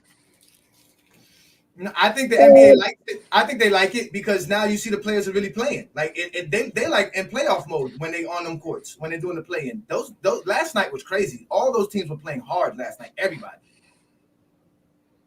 It looked serious. It looked like what most people said it wasn't going to be, which was players not caring. But it looks like the players care. They look like they're going for the $500K. And in reality, what are the rivalries? There's only a few in the league, correct? I think the Mavs and Suns are a rivalry for sure. I think the Clippers and Mavs are like they playing around with it, but not really. Okay, that might be locally, Lakers but and like we need to make it, or but the league needs to make it national, maybe even global. It like national. The Lakers and What you mean? No, man, I'm from the Bay Area, so I don't know nothing about the Suns and the Mavs. You know? Yeah, you know what I'm saying. So what I'm trying to say is, like, you know how the Lakers and the Celtics, they have that long traditional rivalry, right? Oh, yeah, That's what we need. We need that. Yep. So every time, it feels like when the Lakers are playing like the Grizzlies, like they played yesterday, we need to feel that. We need to feel that long traditional, like, they beat us in the last, 3 years in the playoffs. We need to get them. Do you think they need to like? You think they need to sit on their whistles for that to get back, like, to those rivalries? You think they need to like let niggas stare each other down, pause, and like get physical, pause? I mean, shit, niggas can't even talk no more, dog. As an entertainment and like competitive, yes, but you also have to calm it down and not have people swinging on every drive, But I thought rivalries were built in the playoffs. So like Minnesota and Golden State have this rivalry because of what they did last year in the playoffs, right? Same thing with Sacramento Kings and Golden State. Most rivalries are built because they play the 7-game series. They go at each other. Warriors. Hey, and that's why, and go James, that's why I'm saying I believe the NBA is instigating some of these rivalries because they created this in-season tournament. That's giving them something else to play for that's almost comparable to a playoff environment. Yes. So there's something at stake, and we know that players are going to play hard for this because the check that they receive for winning this in-season tournament is bigger than the check you get for winning the NBA Finals. Mm-hmm. So $500,000 check is crazy. Like, for a lot of these, there's some of the guys on the bench. Some of the guys on the bench truly and honestly ain't making $500,000 in this year after taxes. So this check is big to a lot of these guys. So not everybody's getting paid like the LeBrons and some of the top guys. So this means a lot to a lot of guys. And I think that's why I say they're instigating some of these rivalries. They're creating a competitive environment with these in-season tournament games. They're promoting the matchups. And then when these incidents happen, you can go straight to NBA.com. And as soon as these incidents happen, and they're the ones promoting when these fights and stuff happen. Like that. They got Draymond Green like this all through the screen. That's on the front page of NBA.com. You're right, Lamar. They pushing Wemby and Chet. Like, they want that to be a rivalry so bad. And them two niggas like, okay. But they pushing it so much so, like they pushing it in the way. It's not authentic. No, what they doing is the NBA is being slick because they pushing it in the way and they're putting out tidbits of information that's pitting them two against each other. And so they want to create some type of tension between Wemby and Chet. They don't want Chet and Wemby to appear to be friends. Every time they match up, they want it to seem like these two guys don't like each other. If you notice that, even in that last matchup, what highlight did they play a million times over? The highlight when Wemby hit Chet in the face and then dunked on him. And then you replay that, you replay that, and you replay that. And Chet sees that. Nobody wants to see highlights of them getting shitted on, score N1, getting hit all in the face. Niggas staring you down. It's the NBA pushing and promoting those things. You know, Chet's gonna have that in his mind when they play again. Chet gonna come back. So they try to create these, but then when these things hit a boiling point and guys get to, you know, maybe pushing and shoving and throwing a few of them on the court, then they want to go reckless and wild with the suspending. I don't think Draymond should get suspended for what he did. I think they should, you know, I just think they should just let it be what it was. I mean, because of his history, I think they're gonna suspend him. That's the unfair side of it. I think. Can I comment on that? He went full lock. If he just grabbed him, he went full lock and flex. It was like he was waiting. He couldn't wait to put his hands on Rudy Gobert. Hold on. How many games did they suspend Jeff Van Gundy where he put a full lock on old boy's leg? Come on, man. Let's not go back, please. Hold on, but didn't he put a full lock? It's just on the leg. It wasn't a neck. Hey, put that nigga in the ankle lock. Yeah, he put on circulation to his foot. That's not that the nigga same. turned the Kurt Angle out there. Realistically, Draymond should have been the only one that got ejected. He the only one that held. He had a headlock for 15 seconds. That's eject worthy. No, hold on. Rudy tried to get a headlock in, but Draymond just got on his head and beat him to it. Rudy was kind of holding. He was trying to hold Klay back. Draymond was very intentional. Man, don't grab my team. Grab your team, and I'll grab my team. If you grab we my know team, Rudy talk though, bro. It was Rudy talk, man. Rudy got that kind of like energy behind him where you kind of want to beat his ass though. So it's gonna happen like that. Cripple across face and folded. There was the Lakers. The Lakers got into it last night. The Warriors got into it last night. I believe there was another team that got into a little shoving match last night. So again, it is the play-in is serious. The guys are taking it serious. They're playing seriously. And who doesn't want a bonus, right? We all make money, but if your boss said we're going to give you a bonus, whether it's a small bonus or not, you're going to take it. So I think it's creating rivalries, and the NBA loves rivalries. That's why since its inception, they've always had no zone defense. They wanted Mike in to go up against the biggest man. They wanted Bill versus Will. They wanted Kareem versus Dr. J, or ABA versus NBA. Then you had Magic and Bird. Then you had Jordan versus the 90s. And then you had LeBron versus the 2000s. And still to this day, it's all rivalries. It's Curry and LeBron. They love it. It does bring ratings. It does bring fans and casuals to the game. I think they do better with the Wemby and Chet rivalry if them two actually guarded each other, though. Facts. They don't have to hold on, but they're gonna match up against each other just naturally, just like when they played the first time around. I mean, them two they don't have to guard each other because it's gonna be harder for us to get the clips and highlights if they guard each other, because all you're gonna do is hit Chet or Wemby with a screen and get them up off of them. Ain't no coach in their right mind gonna be like, yeah, go out there and take Wemby one-on-one. Hell no. Screen this motherfucker off me so you can go score. Ain't nobody about to sit here and just go at Wembenyama, man. Come on, man. Or even Chet. That shit better for the game, though. Like, we want to Look see, what happened. like, yo. Look what ask OG. OG Anunoby said, yeah, I'm gonna go try to take this motherfucker. And OG got his shot blocked in one game, like 5 times. Like, ain't nobody just about to sit here and just keep going at Wemby all night, man. That motherfucker, he's 7'4". Like, I'm not about to keep dealing with that, man. Give me the screen. Give me somebody else, man. I don't. Two stick man fight. No, but you gotta accept the challenge, Lamont. Bro, I'm not coach. Coaches don't care about what you. I want. You know what coaches want? I want the weakest challenge on the floor. Want the advantage. Last night. We just had a game last night, bro. They sent a dude out there. They sent some white dude out there, man, guarding one of my players. I'm calling every ISO play we got in the book. For him, I'm even yelling old boy name out. No, we running it for him. ISO every time. I want the weakest matchup on the floor when we play. And that's what we're gonna cook. I don't want the best defender. Who I don't want that. Character, Lamont. Well, yeah, that's how you win games. You want to see our record? That's what they did in the 90s. They put the best player on the worst player and score. No, they did. That's facts. Nah, Jordan was whooping ass one-on-one. No. Hey, look. I don't think the Lakers and Celtics is a rivalry anymore. I think the Mavs and Suns. Like, who do y'all think has like potential to be a good rivalry? How did the Mavs and the Suns become a rivalry? Playoffs. Because remember the playoffs. I was at the game. I actually was courtside. I was actually courtside at this Phoenix Sun game. I see. There was a Phoenix Sun game where it was when they were in the playoffs. It was looking like Phoenix was going to win the series. I think it might have been like a game. Shit. I think it was a game 5. Yeah, and then what happened was I'm talking about Booker was talking crazy to Luka that game, and talking spicy to and then even at the end of the game, remember when Luka walked out and was like, "Yeah," he was like, "It's sweet now while y'all up." They went back to Dallas and beat the life out of them. Then came back to Phoenix and shut them up. So yeah, that there's something brewing there. But see, Luka has that. I don't think it's a rivalry though. Like It's not yet. I don't think not yet. Yeah, it's brewing, but like you can't be a rivalry and you never beat the opposing team in a substantial game.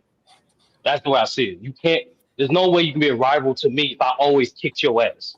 So in that one meetup between the Mavericks and the Suns, you can't be a rivalry if you only met up one time in a substantial game. Yeah, but it did. It was twice. But we're calling this a brewing rivalry. It's a brewing yes. rivalry. Brewing, yes. Where do the fans fall into this? Because like the New York Knicks fans hate Trae Young. No, like, that listen. Makes them a rivalry.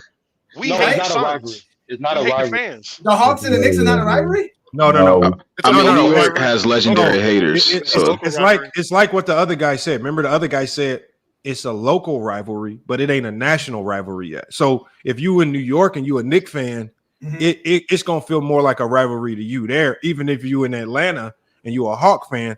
But until it becomes more of a national rivalry, okay, I see what you're saying. Okay. I don't like the Lakers Celtics was. And look, the NBA only needs one true rivalry, right? Like when the Boston and the Lakers were a rivalry in the 80s. You don't need a whole bunch of teams with rivalries. So you don't need 10 different teams with rivalries. You just need that one premier matchup that you can say is a rivalry, and the rest of them just need to be a little small for a few years. They had Cavs and Warriors with that. Yeah, that was a good rivalry. Yeah. So can I ask something with that? Were the Jordan Bulls and the Knicks a rivalry? No. Hell no. It was local. The Knicks never won, did they? Oh, that was on time machine. That's back to the 90s, gang. Oh, that was national. That was global. If it was real rivalries back then, he wouldn't have to fake it. Jordan had to make his own rivalries. That's how easy it was back then. Oh my God! No. But I did want to ask this, Lamont. Do you think player versus player rivalries are enough for fans to be interested in that matchup? No, because we've seen that. The only reason why we know that don't carry too much weight is because even when we see these guys move with player movement, once that team gets dismantled to a certain degree, it kills what the rivalry was. Like, for example, whatever budding rivalry, what is probably the closest thing we have to a rivalry today? The Lakers and Nuggets. Nah, that's just one. No, hold on. Let's just use, for example, the Memphis Grizzlies and the Lakers. Let's say it was a rivalry, but then let's say LeBron James leaves the Lakers next year and goes back to Cleveland. Is that still a rivalry if LeBron James leave? I think LeBron is one of the key elements that makes it a rivalry. And the rivalry ain't going to follow LeBron. If he goes to Cleveland, it ain't going to be the same rivalry with Cleveland and Memphis. So once the players that make up the rivalry leave, and I think that's one of the reasons why we don't have any rivalries today, because the player movement is killing the rivalries. KD can't really have no true rivalries because he keep bouncing around. He ain't stayed nowhere long enough to create no real rivalries anywhere. Yeah, so he's a good player. He might have beef with certain guys, but there ain't no real rivalries with KD and no other team, or because he just ain't been nowhere long enough. That's what's killing rivalries though today is the player movement. That's true. Yeah, you spitting with that. I didn't even think about the movement. That's facts. So what about the Heat and somebody had conquered, but Heat and the Celtics? Is that the biggest rivalry right now? Since they the same. I thought it was the Sixers Celtics. The Sixers have switched some players around the last 3 years. Yeah, they have. But Embiid is there. But yeah, you're all right. I mean, the Heat have been the same team for the last 3-4 years, and so have the Celtics to a certain degree. That's not a rivalry. And I'm from Miami. We hate Boston. Boston hates Miami. We hate each other. It's local. It's local. I just don't feel it on a national level yet. I just don't feel that one on a national level. Do y'all think that's because the NBA and ESPN and all these other like stations, they keep pushing just like the Lakers and all these other teams? They're not really giving shine to the rivalries that could be for real. Like because we didn't even know the Spurs had a good team until Wemby got there. Because they want the rivalries to involve the most notable players. So the best thing for the league right now was if they can create a rivalry with the Lakers and anybody else. It don't matter who it is. That you want to involve LeBron because he's the face of the league right now, and it could be literally anybody else. that's who you want it to be if you're looking at it from a marketing standpoint, if you're the league. I don't want a rivalry with the Miami Heat and the goddamn Boston Celtics. That's one of the most boring rivalries ever. I don't want to see. I really don't. Why you do that to my team? Because look, no. Not, I'm talking about, like, to be honest, the Miami Heat is boring to watch, ain't they? The Miami Heat is not. Boston is too, though. Jaime Jaquez is the only thing I watch that team for. Hey, come on now, Tyler Hero. Bro, if you tuning in for Jaime Jaquez, bro, you might need to go to a whole nother sport or something, bro. I don't know. I mean, look, he from UCLA. He homegrown. I'm LA. All right, that makes sense. That makes sense. The Heat and the Boston Celtics, though, is a rivalry. I think the national sense, people like to see the Heat play against them. I think that's a rivalry that, in the national sense, I think people want to see that game. Hey, do you think the Heat? Do you think the Heat and the Heat and LeBron can turn into a rivalry? Nah. The Heat and LeBron. No. Well, I see. Adam Silver came out just recently on what's it called show, and he stated how the league and the production broadcasters have to do a better job explaining the game to us as fans, so that we're not just running to narratives left and right to watch the game. We can actually understand what we're watching. So I think they just need to do a better job explaining the game to us. Because it shouldn't be us watching the game to watch LeBron lose. Because basically that's what it is. Majority of fans are watching the NBA to see if LeBron's going to lose or win. So that's what it is. Yeah, that's what it is, bro. I mean, Lamont said it best. We had not brought up LeBron at all this whole show, but as soon as we're talking about something that they don't like, we have to. Well, let's keep the same energy. LeBron. What about LeBron? What about LeBron? Let's keep the same energy. You know what? I do want to give a little light to the Lakers and Clippers. This is a bigger rivalry than we give it credit for. The Clippers? That's like the Lakers and Clippers. That's a local. It's local. It's like the Cowboys. I'm saying they play hard when they play each other. You know why? It never brewed into anything because, one, the availability of the stars. Like, again, we never see the stars. I think the last time we had seen those two stars, all the stars matched up, it might have been in the bubble in 2020. Listen, Kawhi doesn't care. Kawhi doesn't care about basketball like that. I mean, the Clippers been whooping our ass for 4 years. His teams are never going to be one of those type of teams that's going to fight through struggle or nothing like that, through transgression. They're just going to play the game. That's what Kawhi does. He shows up to just play. He doesn't care. Supposedly, a coach wanted him to take 10 push-ups every time they missed the air ball, or every time they shot an air ball in practice. And he was like, I'm not doing that. And I seen that. The rest of the team was like, okay, well, he don't have to spitting. Yeah, and then when in the bubble, like he said, we thought winning a championship in the bubble was going to mean nothing. That's a Clipper mind state. That's why the Clippers are like the Cowboys. They're the worst team to ever root for. Hey, watch your mouth, bro. Watch your mouth. Yeah, that's almost a disrespect to the Clippers. Listen, every time I hear somebody mention the Clippers as a title contender, I think of Cowboy fans. Like, where do you see it at? I don't see where you see that. No, you can't do that because the Cowboys actually won.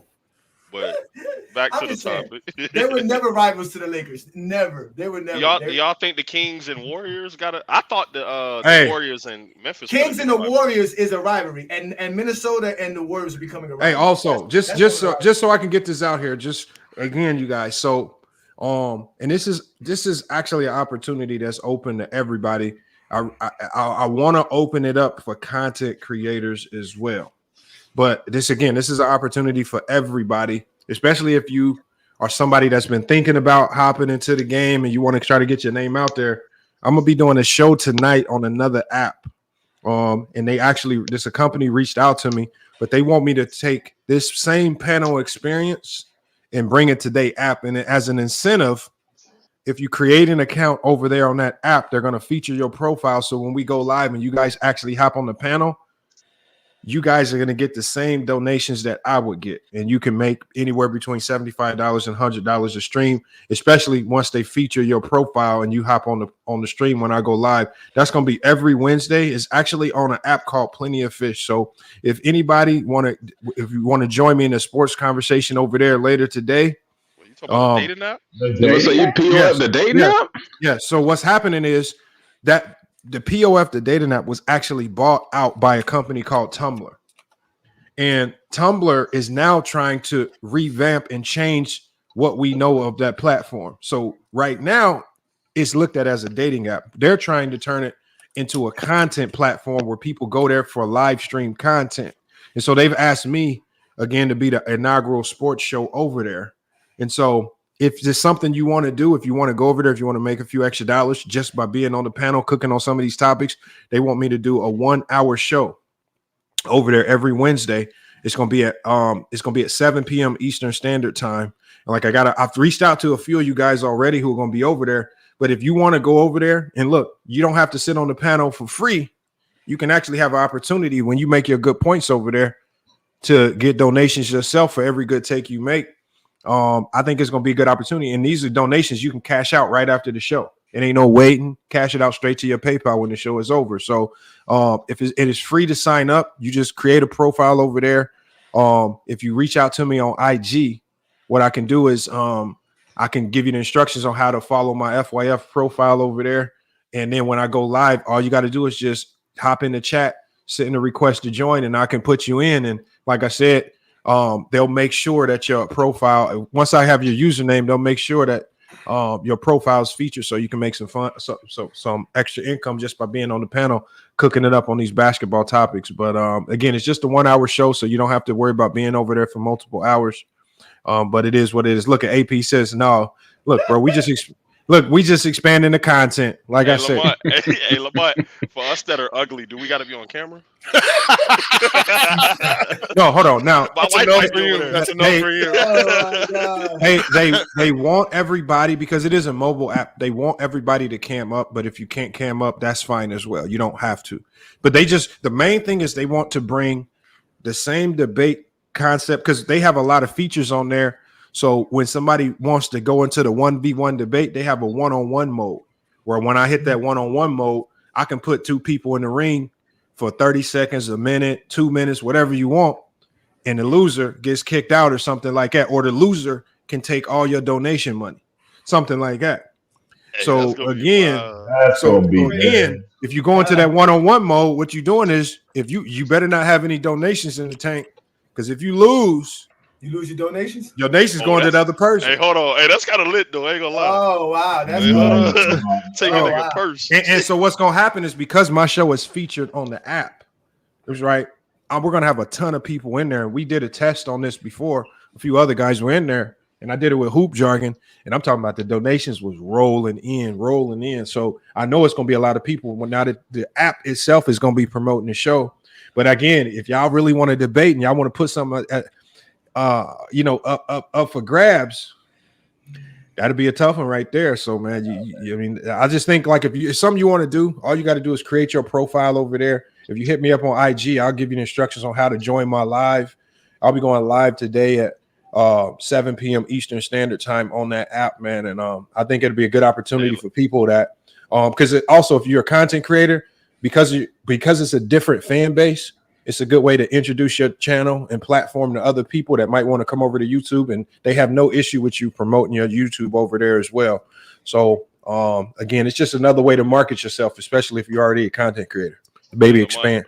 We gonna fuck with it, but it's gonna be crazy telling my girl, "Hey, what you doing, babe?" Yeah, I'm on POF talking to the guys, man. You know what I'm saying? Like that shit would be crazy. Hey, hold on. Look, we all hold on. We already look. We already had. Look, SB gonna be mad at me, right? But we already had, like, when I did the test show with SB, bro. SB girl was like, "What's this app on your phone?" And luckily what happened is, right? Luckily, at the moment she was checking them about it, I just happened to be live over there. So he hopped into live real quick. Lamont, man, go ahead and tell her, man, it's just sports, man. Come on, man. Right, we got SB up. We got SB Talk Sports, out of a jam just because we was live. So look, they are changing the MO. They really trying to change the narrative of that app. They don't want it to be looked at as a dating app. They really trying to turn it into a live platform, kind of like, Kick and some of these other platforms that are specifically for live streaming. So they bought out Tumblr. So a good thing is when we go live over there, people watching on Tumblr, and I think it's like 4 other apps are also going to be able to see the live too. So your visibility is going to go up, and based on what you name your profile, that's going to help you in SEO. So, when people search you, they're going to be able to find you in more places, especially through Google. But I'll put the link in the chat. That's what's up. So what happens to the folks who already have a POF account? Do they just so if you already have a POF account, you depending on, so look, depending on if you're a content creator, you might want to change your profile name to maybe what your channel name is or something like that. You might want to make some adjustments to your profile. You just, again, if you just want to come in and just be a panelist and you want to have an opportunity to be on the panel and just make a few extra dollars, you're not taking it that serious. You can just come on as yourself. But you don't even have to set up. You could just set up a profile and not put any images on there. You could just use it just to join the live and just to collect your donations. So, but we'll be going live every Wednesday. We'll be going live every Wednesday over there at 7 p.m. Eastern Standard Time. So you guys can join me today over there. I'm gonna put the link in the chat. And that way you guys can if you want to join, like I say, you can set up your profiles and join me over there. And like I say, it's an opportunity for anybody that comes up onto the live panel to make some money just based off your takes. And it's only a 1 hour show. I think next week they're having a special event where we're going to go live for 2 hours. And so you have an opportunity to make it, because they're going to be featuring the show even heavier. I think they have like a special sports event going on. So it's going to be a lot more opportunities to make some money there. Hold on. Let me get this link in here. He says, Lamont, can I link my browsers? Hey, if you hey, as long as you don't go, I don't care what your profile is, as long as you don't come on camera doing nothing crazy. Every time we've been over there, if you talk to Hoop Jargon, every time we've been over there and everybody that's pulled up over there, it's been solid though. It's been solid. I ain't gonna lie. Hey, Lamont, I'm going to get up out of here, man. Appreciate you putting me up here, and keep up the good work, bro. Being an objective Jordan fan that you are, and keep exposing these casuals like you always do every day, bro. I appreciate you guys in FYF Sports, and y'all boys have a great day, and I'm going to keep listening on my live. I mean, keep listening to live on my phone. Y'all boys be good, man. Appreciate it, man. Thank you. Appreciate you, bro. Take it easy. I'm going to be honest with you, Lamont. I'm a little apprehensive. I have a distinct voice. I'm a bit known in the POF streets. Well, then pull up. You might get some heavy donations there. I don't mean for that reason. Well, you still gonna. I mean, you still can get heavy donations, man. It's an opportunity. Look, it's just an opportunity for us to. You don't have to come up on these panels for free. You have your own opportunity. Again, if you can make 75 to 100 in an hour, just especially since they're gonna be promoting and pushing it. You gonna have the base on there, you said? Yeah, we can have the head-to-head debate, like I said. But I mean, if I hit that one-on-one mode, as soon as I hit it, ain't no undoing it. Whoever wins that debate snatches the other person's donations, and because the people on the app are going to be promoting it heavy, they're gonna be promoting it heavy. The donations going to be rolling in for everybody. All I'm gonna say is this, though, man. I'm all with that. You know what I mean? So, hey, I'm all for that. You know what I mean? Let's put someone on the line. A lot of people, you know what I mean? So I agree, man. So that's what we about to do. So again, I'm gonna keep dropping that in the chat, man. Download that. Just download the app. All you got to do is download the app, create your profile, and when you create your profile, click on the live tab. And when you click on the live tab, you want to search for FYF Sports and follow us. And when we go live, that's how you get the notification that we're live. And then once we're live, you just hop in the stream just like you do here. If you want to come up, you hit the button to request to join, and we're going to pull you up on the panel. It's the same thing that we doing here. We just taking it over there. I'm still doing Newsbreak T Streets. I think I got about 50K followers on Newsbreak. I'm still doing Newsbreak. The link is popping up under the Streamlabs tab as well. Like if you're a content creator, you want to start posting on Newsbreak, it's another good way to make extra income, especially if you're doing video content. You can just put the same videos you're putting on YouTube on Newsbreak and just get paid off of them somewhere else.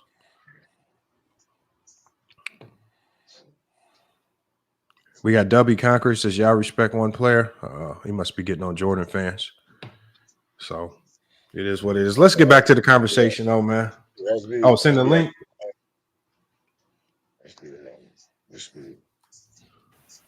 Hold on. Yeah, it's a lot. Why everybody in the chat? Yeah, it was a lot of people in the chat who was disagreeing and doing all this, but then it was like Link was in the chat and the that was AP. Yeah, that was AP the Great. He still ain't hit the link. I think was it AP the Great? No, it might have been. It was AP the Great. Or somebody else said they was at work. Everybody always say they at work. And SB, I just dropped the link for you. My bad. I took so long to drop it. Yeah, chat warriors, man. Salute to H from the UK, man. What's good? I mean, if you're being honest, what could they really say about the 90s? It's going to be the same tired points you already heard and been debunked. Hold on, wait, y'all. Hey, Lamont, man, don't be telling everybody I done got in trouble, man. Oh, man. I walk in the house from the gym. Yeah, that's me. Yeah, he done got in trouble. Nah, they can't be telling you. That's crazy. I'll just a sec. I came from the gym. Now, Lamont is telling y'all the truth. Don't get too distracted from it being the dating app. I thought the same thing. I downloaded it, went on there, and then they seen I did good content. They gave my own show I do on Mondays, and I'm starting it back because I had to get the apartment renovated, so I obviously had the kids around me. So, and I get a lot of donations, and I got new subscribers off that app too. So don't get out of the fact of, don't get me wrong, it's gonna be distractions on there. So if you put a picture, no homo, if you a nice looking gentleman, you gonna get likes.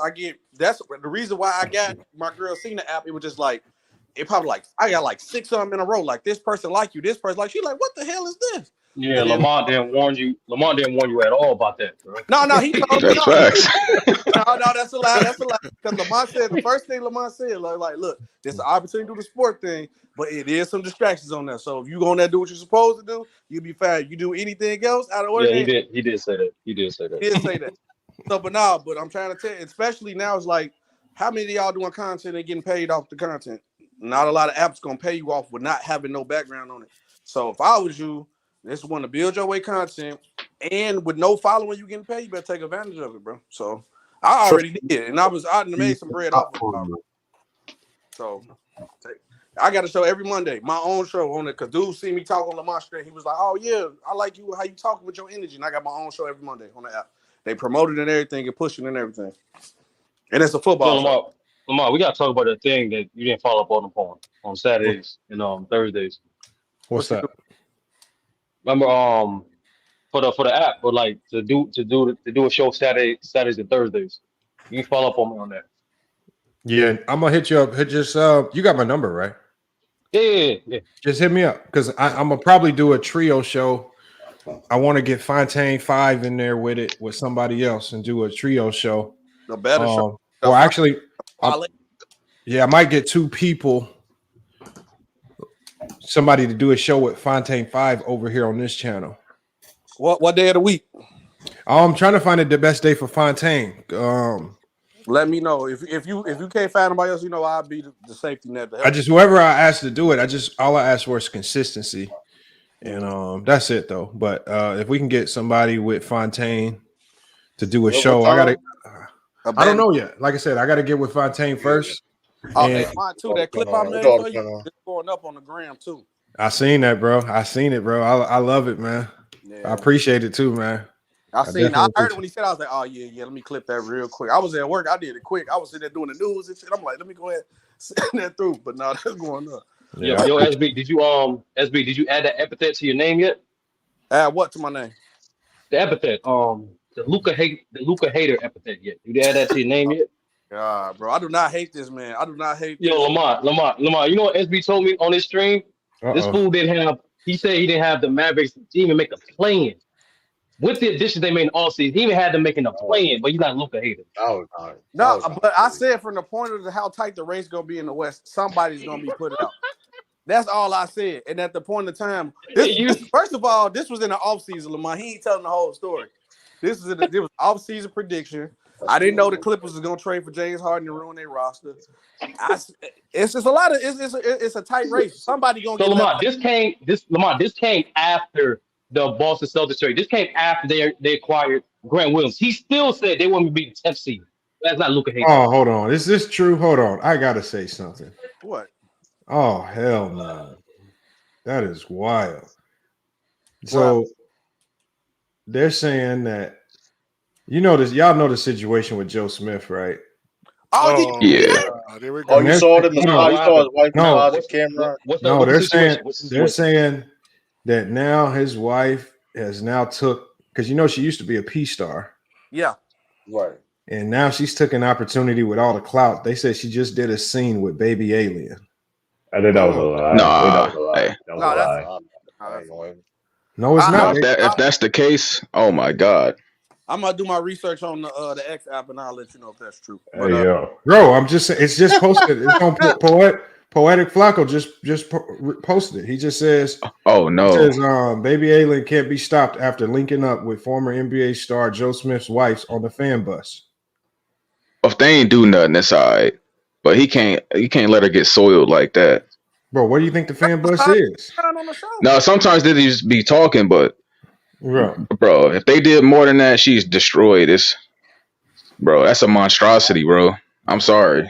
I don't mean to be disrespectful to Baby Alien, but you know what? That nigga's like an Elden Ring character. I think Joe Smith and his wife are the greatest marketers of all time, man. I think they set all this up. I think they set all this up, and I think they planned everybody. Oh no, wait. Yeah, look at the video when they first did it. That was staged. Like that was staged like a motherfucker. Like who when they arguing with the other half has the phone perfectly up here, angled perfectly, and they just she happened to be recording when they talking about that incident when he confronts. And I was like, bro, that was just staged like a motherfucker, man. That was all right. And I think they fooled everybody because now Joe Smith is out getting all types of interviews. I guarantee you her OnlyFans is blowing up, going crazy. Oh, whoa. Yeah, this She was just on the Cameron May show, massaging Cameron. Hold on, what you saying, SB? What's going on? Yeah, this might be real. Bro, don't tell me it's a scene, bro. All I just see her on the bus, and then she got on top of him. I ain't go far. No. Oh my God. I ain't go that far, brother. Bro. I'm sick. Oh man. What kind of plan is that? Everything. Bro, ain't no way. Joe Smith can't look at her ever the same. Bro, if they planned it, I mean, what kind of plan is that? Bro, that's a monstrosity, bro. That's not like a normal scene. But everybody doing money. Bro, money make you go crazy. You ever seen the video called Two Girls in the Cup? So look, I see now. I don't realize people do anything for money, bro. Child. They ain't nobody's wife though. How you know that? She probably somebody's wife now. You never know. She dead. Nah. Oh shit. Damn. Yeah. I didn't know you was following the story. I'm sorry. Yeah, So yeah, that's something I might talk about over on the POF app today, man. I might have to talk about that. I mean, it fit the catalog of that sports and what the POF app is about. Look, double right now. I don't know. I like to stick to pure sports over there. It's actually people over there that's there for the just the sports too. So we gotta chop it up. A sports news drama show though, like just talk about like. But it'd be crazy. I don't like gossiping though, but I do like that's something to talk about though. That is kind of crazy though. Yeah, that Joe Smith situation, but I just think it was all staged and planned. Like, yeah. I mean, it was just too planned. It was just too. The video recording was too perfect. He didn't even seem like he was snapping. If you got with a former porn star and the money don't hit the same, what would you do? If her body already been out there, you know what she used to do. So what would you do? Go back to getting that bread. Hey, you gotta go back and get that money. Put on the track. It's a lot of things she can do other than get served by a monster. About to say I'm gonna say the truth. You think Baby Alien is a monster? You bogus. Yeah, no disrespect. I didn't say no disrespect. Bro, look. At first, I was happy for him, but my disgust started to seep in. So that's why I say no disrespect. It's not something I planned. Come on, man. You're still gonna watch the video. No, I watched the first one. I couldn't watch no black woman get soiled by that monster. Bro, that's sick. You wildin'. Bro, I'm sorry. Things happen though, man. Look, man. They probably gave her 100,000. Wow, you think she didn't take that? Oh man, bro. Hold on. Has anybody been following Dreamers Pro as of late? Like, what has he been on this? Nah, I like real basketball channels from on. I don't follow channels like that. I saw him in the arenas getting into it. That's the last time I seen him. He said, look, he's got Khalil says victims pro put the full court press on LeBron hate videos since he got smoked. Yeah, I did see as soon as he left here, bro, he went on a tangent dropping LeBron videos, bro. Dang. He went on a bro. Hey man, that's his content, though. Every video he hates on LeBron. And look, it's not look, and it's not me. He's not mad. I don't think he's mad at me, but for whatever reason, he does not like the locker room, bro. He does not like that man. Locker room been cooking him a couple times. No, locker room been cooking him for like months now. Yeah. He's sensitive. Bro, he saw locker room over here, bro. That's when his whole persona flipped. He hate him.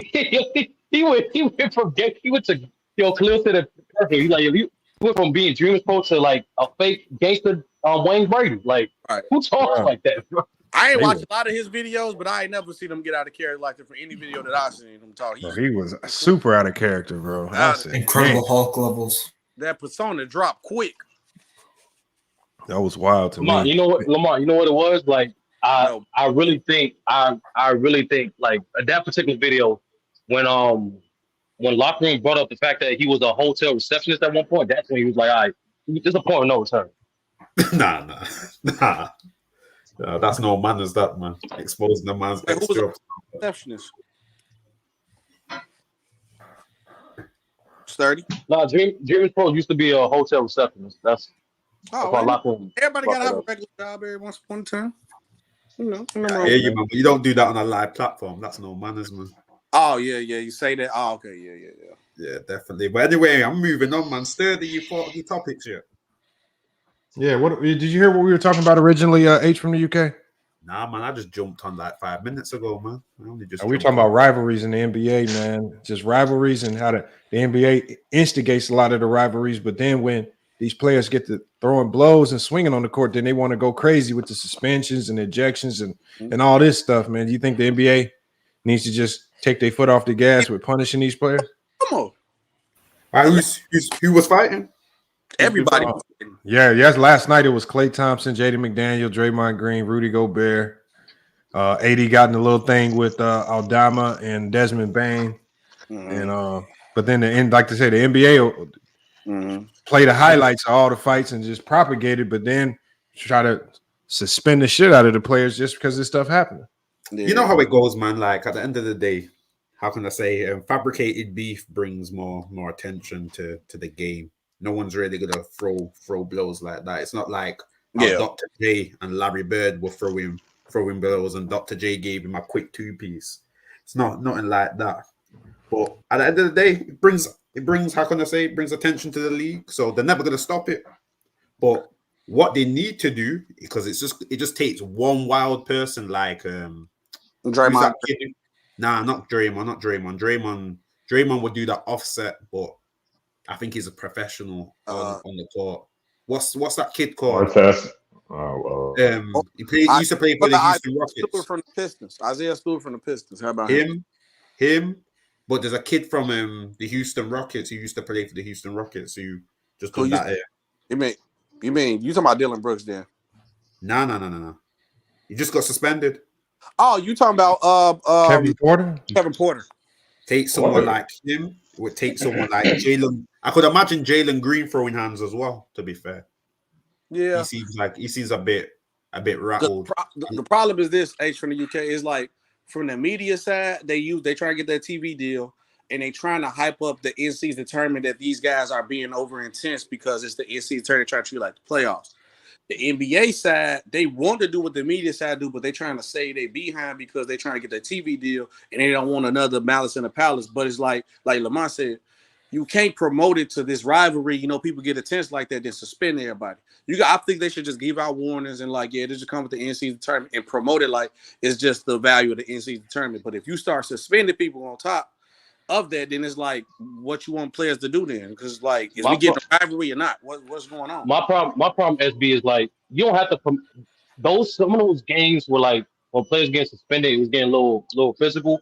Those are actually still close games.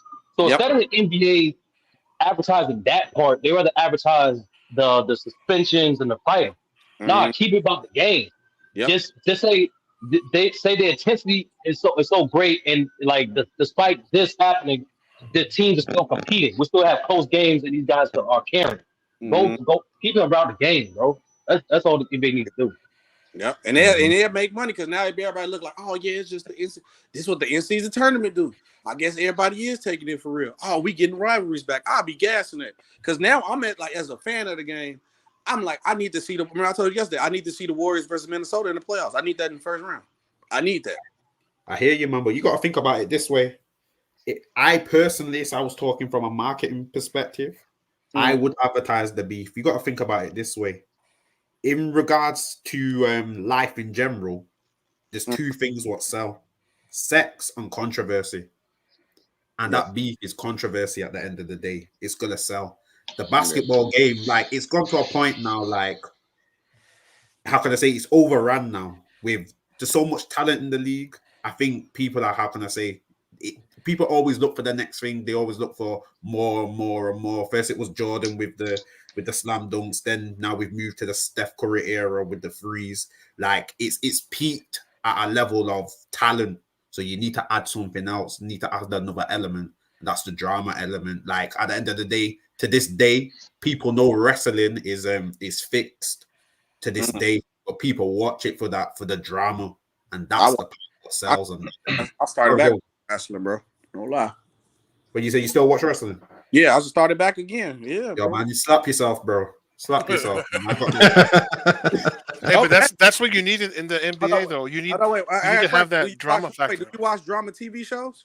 Nah, bro. The last drama TV show I watched was Housewives of Atlanta, but that was for a whole nother reason. So what's the difference with Housewives of Atlanta and WWE? Yo, that was for a whole nother reason, but yo, I'm a different man now, so a whole nother reason. What you talking about? It's a TV show. That's how you got to treat it. I'm not. No, man, bro. When I seen Candy come on that set the first time, bro, my mind was blown, man. So you watching a drama show with your popcorn and the hair. Hold on. Hey, do y'all think that Dreamers Pro, because Willie makes a comment here, he says Dreamers Pro is like TMZ, and I know I alluded to Dreamers Pro being TMZ, like the side of it. Do y'all think he's more of the TMZ side of sports? I mean, that's what absolutely, absolutely. Because if you watch any of his videos, he doesn't break down anything. Everything, honestly, all his content is predicated off other people's opinion. Stephen A. said this, so I think about this. LeBron did this, so I think about that. Kobe did this, Skip did this, so I think about that.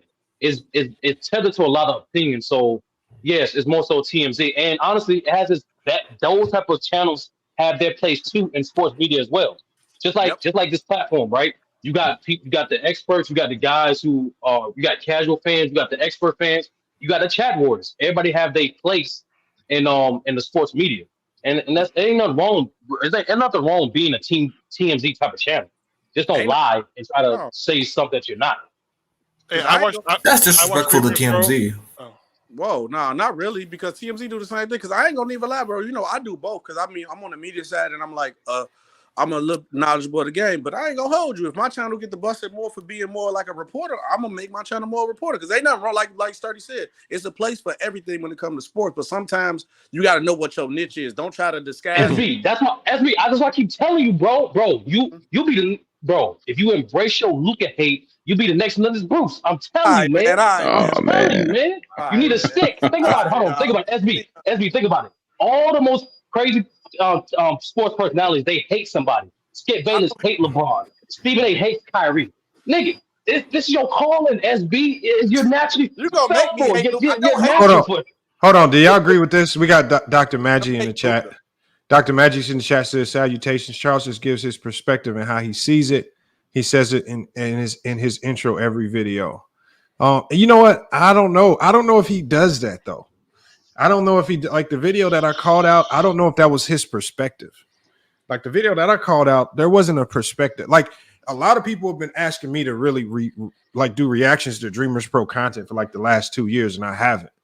Mm-hmm. It wasn't until I seen him just make a video that was just completely factually inaccurate, and then I responded to it and I reacted to it, and then obviously he pulled up here and it went from there.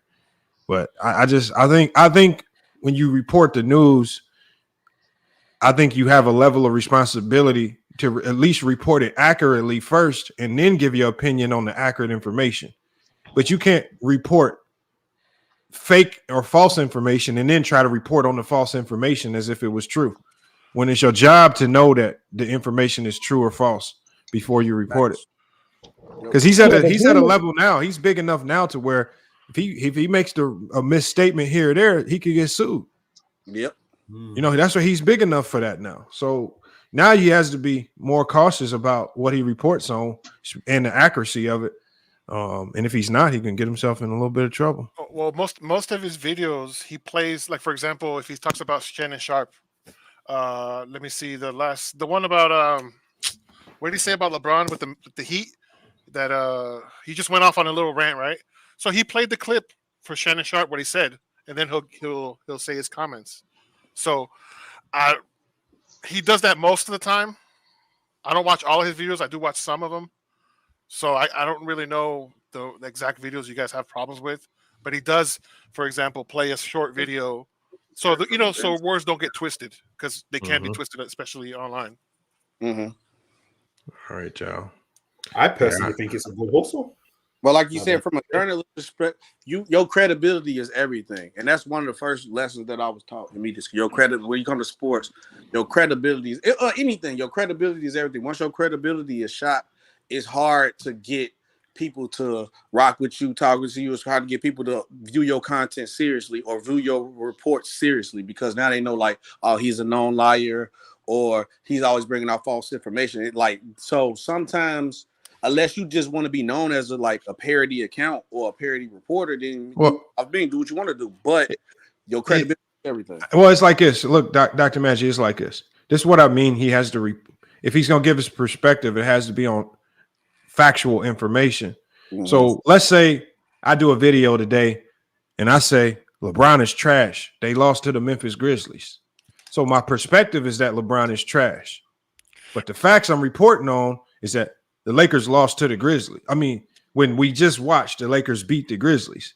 So that's what taints it right there. Everybody's going to come on and be like, Lamont, what you talking about? The Lakers won. They blew them out. LeBron only played 22 minutes and dominated them. So my perspective is based on false information. So you can have a perspective, but you can't use false information and then build off there. And you can't get mad at people when people call you out and say, damn, you saying all that and you creating a perspective, but what you're saying, the facts are false. So you got a false perception. And if you do it intentionally, that's what makes it worse. And that's what I said to him. I said to him, how did you research this and not see the facts? Did you just intentionally ignore it just to push a negative perception of LeBron? And that's what it almost seemed like to me. It seemed like he intentionally ignored the facts. But that's his stick. That's his MO. He makes videos hating on LeBron. I haven't never seen him actually break any real news. He normally is just reacting to somebody else's news. Mm-hmm. Why is he not receptive to criticism? Possibly. No, he's not at all. Well, I just want to know your opinions. Why is he not receptive to criticism? Because everybody makes good points. But nobody likes getting called out for just being completely wrong. Yeah. Like, like if you just was completely wrong, like, especially if you get called out publicly on a public forum, it's like not a lot of people just gonna fold and be like, damn, I was wrong. Yeah, like he tried to fight it a little bit, and even when the facts were there, I asked him, the first thing I asked him when he came on, I said, are you willing to retract that, man? You got to fix that one.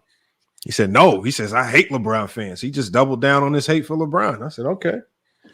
It was kind of sick though when I was watching, because I did pay attention. As soon as everybody started piling on him, he just started trying to belittle people and tell them what they didn't have. I'm like, yo. The crazy thing is, no one really called on him. We just gave our opinion on the conversation. Well, it's piling on because he's wrong and everybody else has good points. No, the odd thing is he built a brand off pushing a negative perception about LeBron. But then when people take his words and then build a perception of him off of his words, and boy, he went here and went crazy on y'all. He wasn't talking to me. He was talking to y'all. He went crazy on y'all. That's facts. He respected your status. Look, he He said, FYF chat. They talking to you too. yeah, he's talking about FYF and low, you cool. But that's because he know y'all and he respect the status. Everybody else is basically dirt to that nigga. Yeah, don't think just because you make content, got a couple followers, other people dirt to you. I hate when people be like that, bro. Because of the territory, though, don't it, man? Like when you get a big platform, it kind of gets to your head. But yeah, that's what it is, man. Now he for sure an ego demon. Just gonna say what it is. You gotta understand that a lot of people not used to having attention the first time. Not necessarily saying him, but I'm just talking about in general. A lot of people not used to having like a lot of attention or like some type of power, even if it's like minimal to certain people in certain situations. So that's the problem. Definitely. As the saying goes, you either die the hero or live long enough to become the villain. So. I'm coming the villain to Lucas. Okay, Peter Parker. Sturdy trying to push this agenda. That's Batman, man. That's Batman. No, yeah. Now, be honest. To be honest, yeah. He didn't call Lower Bruce monkey. Wayne. He didn't call Lower monkey. If you re-listen to it, he said what type of monkey shit are y'all on? Like he was just. It was just like a term. He wasn't saying, Lo, you're a monkey. He was just saying, like, he was just calling, like, he just got mad because Lo was saying you got cooked. And he was like, what type of monkey shit are y'all on? So, no, he did not call Lo a monkey. I won't let y'all do that to him. Yeah, y'all wild. Yeah, he didn't do that. Well, yo, there's another guy. Lamont, so do you think he didn't do that? Or do you know he didn't do that? That's just my perception. I'm gonna run that back. I'm pretty sure he called that nigga a monkey. If you know, you know. Hey, clip him. Yeah, Clip him. bro. I was backstage. I was saying like, whoa, this nigga crazy. He just called this nigga a monkey. Nah, man. 4K. Clip that. Oh man. Well, I gotta snip that segment. I'm gonna replay that segment tomorrow, man. We might have to do You should have clipped that video out. Drop that video. No, I'm doing it today, man. I be getting busy. We had a game yesterday and everything. You was out there like Darvin Ham, or you was out there like some Eric Spoelstra? Which was out there cooking? Oh, bro. You know what? I need to. You know what? I need to have a panel where I bring my players on and let them do a review of my coaching. Man, I heard you coaching. Oh wait, see, look, this is what we gonna do. Demont, do it at the end of the season because if one of your players tell the truth about it, you ain't finna dock his minutes on my time. Yeah, for fact. Bro, that nigga Lamont can't make an adjustment to save his life, man. I heard they call you Avery Johnson, man. That's what I'm hearing, man. Hey, my adjustment, I do make adjustments. My adjustments be benching the shit out of certain guys, bro. Oh, stop it, bro. I won't hesitate to throw you on the like bench. The strategic coach, Lamont. You said what? Are you the motivational coach or you the strategic coach? I'm both. I can be I mean, I don't like to do all the rah-rah and I don't do all that rah-rah shit. You just because I be playing these teams and these teams be going to they huddle all doing the clap and all that stuff. And I just be looking at them like, y'all just about to get blown out, man. What the hell y'all doing all that? Like we had a team. It's called it's a college called here. I'll put it on the screen because I got it right here. I'm gonna tell you the school. It's called like Sagaru American Indian College. And like 2 weeks before we played them, the coach told one of my players, because I actually stole one of his players. The guy committed to his school and then he decommitted to come play for me. He was like, yeah, we got y'all circled on the calendar. And I'm gonna show y'all what happened to him. I'm gonna show you what happened to him. Watch this. All right, Lamont 7-0. I see you. Look, this is the school right here. Hold on, let me move this off the screen. GCU versus GCU. No, they messed it up right there. We play a team called AZ Soul next. So hold on, like this is school right here. This SAGU American Indian College, bro. We played them. This team right here. Let me zoom in on it, bro. So look, he marked on his calendar. Look, he told us, he was like, man, when we play y'all, we got something for y'all. And I'm like, man, there's no way you just really want to play us. Like, why do you want to play us that bad? We did have something for you. He did gift you a victory, bro. So he was they was rah for like the first 3 minutes, bro. The next thing you know, you look over, he just sitting down on the bench with his hands in his head, bro. We beat the life out of him, bro. What are you doing? We beat the life out of them. This was the only team. This team right here, the Ascending Life Prep, they got a couple NBA quality guys on their team. That was the only team that they were up 18 on us.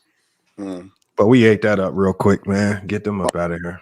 Pause, but yeah, you're on for you. What age do you coach? This is college, 18, 23, 24. Okay. Nice. You right here, coach, like 6, 7. This team right here, Park University, boy, they talk so much trash. You blowing it. Hey, take a ball. I was gonna say that too. 94-41 is crazy. These two games right here. No, hold on. So this is our rivals. I'm gonna tell you our rivals. This team, PHH, that's one of our rivals. Like you, and like if you look at the history, look how many points you beat them by. No, look. If you look at the history, though, if you look at our history, so the matchup where they did beat us, like this is our history playing against them. This loss right here, this loss is what made it a rivalry right here. We lost in overtime to them. We lost, and that was a champ. That was a ACBL. That was a. It was like a mid-season like tournament thing, but they beat us in the championship game right here. And the other game though, Lamont. I don't think it's a rivalry. I just seen 91-35. How'd that happen? Oh yeah, we beat the life out of them. Well, hold on, when was that? 91-35 is crazy. Where do we? Yeah, we beat them. Did they? That was 10-17. That was that. That was this year. Yeah, Lamont, we played them twice this year. So we played them. Lamont the type of coach to challenge even when he's up 30. Right. Bro, no. What I tell my players, like I always tell my players. I tell them, even though point differential don't matter in our league, I always tell my team, point differential matters. Don't take your foot off the gas. So we really literally play to that motherfucker hit 0, bro. If you can get a Showtime dunk at the buzzer, go get it. Oh, you disrespectful. Joe Mazzulla, man. Go get it, man. Go get your buckets, man. If you can get 30, go get it. If you get a trip, do whatever you got to do to get the triple double. Get it. I feel you. Lamont, I have a quick question. Yo. In your coaching, do you have how can I say a specific player profile that you look for each position, or No, because it changes every year. So what you got to do is you just got to adapt to their strengths. So you can't I like this year we have a different system than we had last year. Like last year, my team's IQ was in the garbage can, so I couldn't run as many plays. I had to dumb everything down. This year we got super high IQ. So now we got what? We got like 15, 20 different offensive sets. We got about 4 or 5 different defensive calls we make. We got presses now, so we can do more because the IQ went up. So you just have to play to what you got. This year we got a big man. Like last year we didn't have a true center. This year we got a true center. And so you just got to play it by ear based on what you got. So Lamar, let me ask you a question. So how do you determine IQ for these type of spots, right? A defender, an off-ball player, and a primary playmaker. What things specifically are you looking for those type of archetypes to determine whether a player has high IQ? You can watch them. The easiest way to determine defensive IQ is to watch how players play out of the pick and roll. So the pick and roll really tells you a lot. Like if you got like for centers, if you got centers that just naturally know how to hedge and recover, or they know when to show, when to recover, when to ice, and their communication on defense, like it shows really quickly. Like bad defenders, like good defenders, you can hear how loud they talk. Like my best defender this year, he played at Eastern Wyoming last year. But this dude is the loudest one over the floor. I mean, he's almost impossible to screen him because he knows how to get skinny. He doesn't get screened. So he just, he does a lot of stuff that where I don't have to, like some guys, I don't have to say nothing to him defensively. Like he just does what he does and he makes everybody better. That's all. But offensively, it's the same thing. Just look at what they do instinctually. So I still got some work to do. I'm going today to work with the team on just pick and rolls, and just how to correctly pick and roll. Like pick and roll, it sounds easy in theory, but it's actually not as easy as it sounds if you're not doing it correctly. So we're just about to work on all pick and roll today and get up out of there.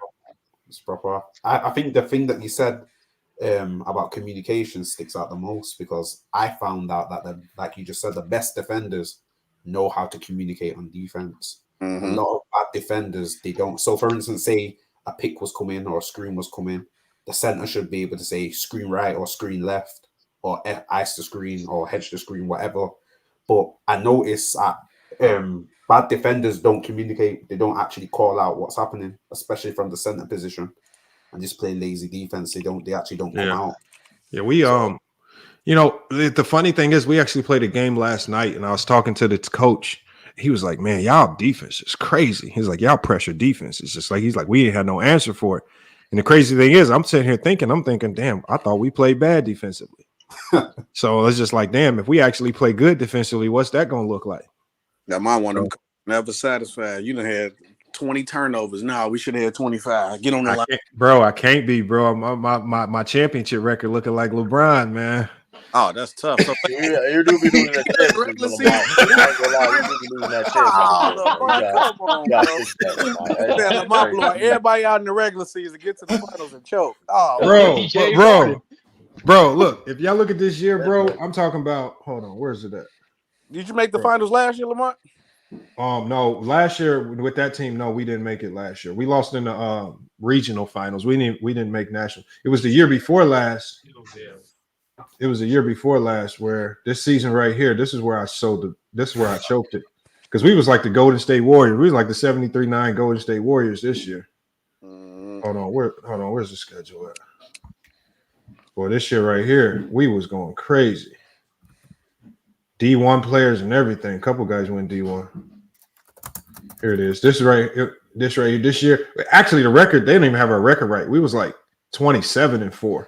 But look how we ended the season, bro. I'm talking about we ended the season win. That was the game against PHH that we lost that I told you about. But then we got win. I'm talking about we smacking everybody, running through the whole conference, smack, just beating the life out of teams. Get to the goddamn championship game, man. Lose by 6. Bro, I'm talking about look, only 42 points, man. Like, yeah, y'all was selling that game, bro. But this is what they had, bro. And yeah, and if you ever hoop, you know this feeling. Like, if you ever see a team walk in of like all white dudes, that's all like 6'6". Oh yeah, you finna be all night. I'm like, God damn, bro. They hitting y'all at with the most basic shit. They motherfuckers shot like 2 threes. They ran the most basic plays. They took 0 bad shots, and like they slowed the game down on us, man. You're gonna learn today. But ain't no behind the backs today, Jerome. You gonna pass it. And we actually upset the number 1 seed in the country. Air Force was the number 1 seed in the country. So wait, Lamont. So I know you said some people went D1. So you coaching like high school kids going to college? No. So these guys are already in college. So they're already in school, and they're either just wanting to play at this level, which we call the club level, or they're looking to maybe get an offer at another school and just transfer to another university. So it's like the G League for like college, yeah, pretty much like that. It's kind of like that almost. Okay. So it's similar to just college because even by playing club, it does absorb a year of your eligibility. Wow. So it's almost like D2 basketball because just by playing club, you lose a year of eligibility in the NCAA. Man, they bogus for that. I think you could lose. Nah, it's eligibility because we a D1 school. Right. So because GCU is a D1 school, if you play basketball at any level at GCU, it's gonna eat into your eligibility. Imagine that, like you play club for like 2 years, and then the team see you hoop and they want to bring you up on the team. That's what happened last year. Yep. So our players, I'm gonna go to our roster real quick. This player right here, he went to the D1 team last year, David Black. So last year, our the starting point guard for the D1 team tore his ACL, so they took our point guard, and he was with the D1 team all last year. We got him back this year because for whatever reason, the school because of the NIL deals, they no longer want to take on walk-ons because now every player on the team needs to have some type of NIL deal, and they don't want to pay a guy that's never really going to play. Walk-ons never really going to play, whether it's in the moment or even in the future. So right, what GCU's doing now is they're just bringing on all scholarship guys. They're just gonna and the only walk-ons on their team are the coach's sons. So wait, so now they changed the rules. So even if you're a bench player, you got to get an NIL deal, or just at least here at GCU, if you own the team, you got to get some form of NIL. At least you paid. That's what's up. And so with him, they didn't want to give him an NIL if he was never going to play. Like. That was just the reality of his situation. He's like a 5'9" guard And it's just he's good, but he would have never touched the floor on the NCAA court unless it was like an extreme blowout or something. Right. Okay, that's understandable. But that is what it is, man. But we got to keep it going, man. We got to keep it going. All right. No matter how they're tired, running his play. Yeah, what's your what brewing rivalry y'all hope becomes? What two teams y'all hope becomes a rivalry? Oh, hold on, it's starting not to cut you off. I just never cut you. Asked me yesterday, Lamont. Sturdy brought up this question to me yesterday. I wonder what you think about it. Where Adam Silver said he want more play-by-play announcers to break down the game better. How you feel about that? And do you think it's possible? Because I did play-by-play before. And like you said, basketball is back and forth. It's going to be kind of hard. Maybe you could break it down during like the timeouts. Because when I used to do it like during the timeouts or like if it's like a long possession. But how you think about that though? I like it, but you got to bring on the right people to do it. Like if you're going to do that, you got to bring on somebody that knows how to do it, but then have the entertainment. So you need somebody like the Gilbert Arenas. They shouldn't have fired the guys like Mark Jackson and the pairing with the Van Gundy's. Like they're firing the people that know how to do it, and they're not bringing in the right people. Like now, listening to the games, I don't want to hear no goddamn Doc Rivers talk. I mean, this one, like he's been boring. He's been boring. Like so, you gotta if you want to go down that lane, you just got to bring on the right people to do it. Like they should really go after somebody like Gil. He's one of the few that know how to break it down and stay entertaining while doing it. Gil go get Gil, JJ Redick, JJ's good at it. Chauncey before he was coaching, like Chauncey. There's a good amount of players, bro. He can't coach. He can't coach. Yeah. Chris Webber don't break down nothing. Like just make noise. Chris Webber just be talking. Webber just be talking. He just be talking. What was that thing he yelled that one day, bro? When somebody dunked, what did he yell that day? I'm like, yo, what? Get out the way! I'm like. He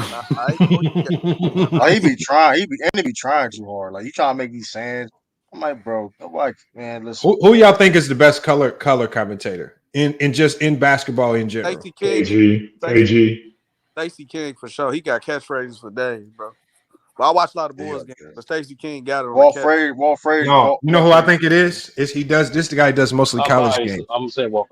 The guy that does mostly college games, bro. This dude can make you can have True to King's team versus Ace 30's YMCA League. If he calling it, their game gonna sound like it's the most hype game. It's Gus Johnson. Gus Johnson be making Gus Johnson. Gus Johnson. College football. That's a good one. Gus Johnson is good. When Gus Johnson do college basketball during the NCAA tournament, Gus Johnson be going crazy. Hey, the Hornets dude be going. Oh, the Hornets announcer be going live. Or the Hornets announcer. Hello for the free throw. Bro, he be going crazy. They need to put him on ESPN ASAP. I don't know how he ain't expanded out. Yeah, I don't know how you can get in the Charlotte. He made the Charlotte Hornets game sound like the fight. Bro, he be making you want to watch Charlotte Hornets games, man. No, Doris Burke, bro, I love Doris Burke, but Doris Burke boring than a motherfucker, man. Come on, y'all gotta stop. Biased as hell too. She biased as hell, man. Come on. Lamont, and that's what the thing Sturdy was like worried about. Like, how can you balance education and entertainment at the same time? It's just the personalities, man. You get the right personalities in there. People that just know, like the people that know how to do it are just almost kind of naturals at it. Yeah. So, but you got to put them there. Like Bill Walton. Bill Walton was really good at it. Yeah, he still do it sometimes. Don't he be? Sometimes throw it down, big man. Throw it down. He said, "Throw it down, big man."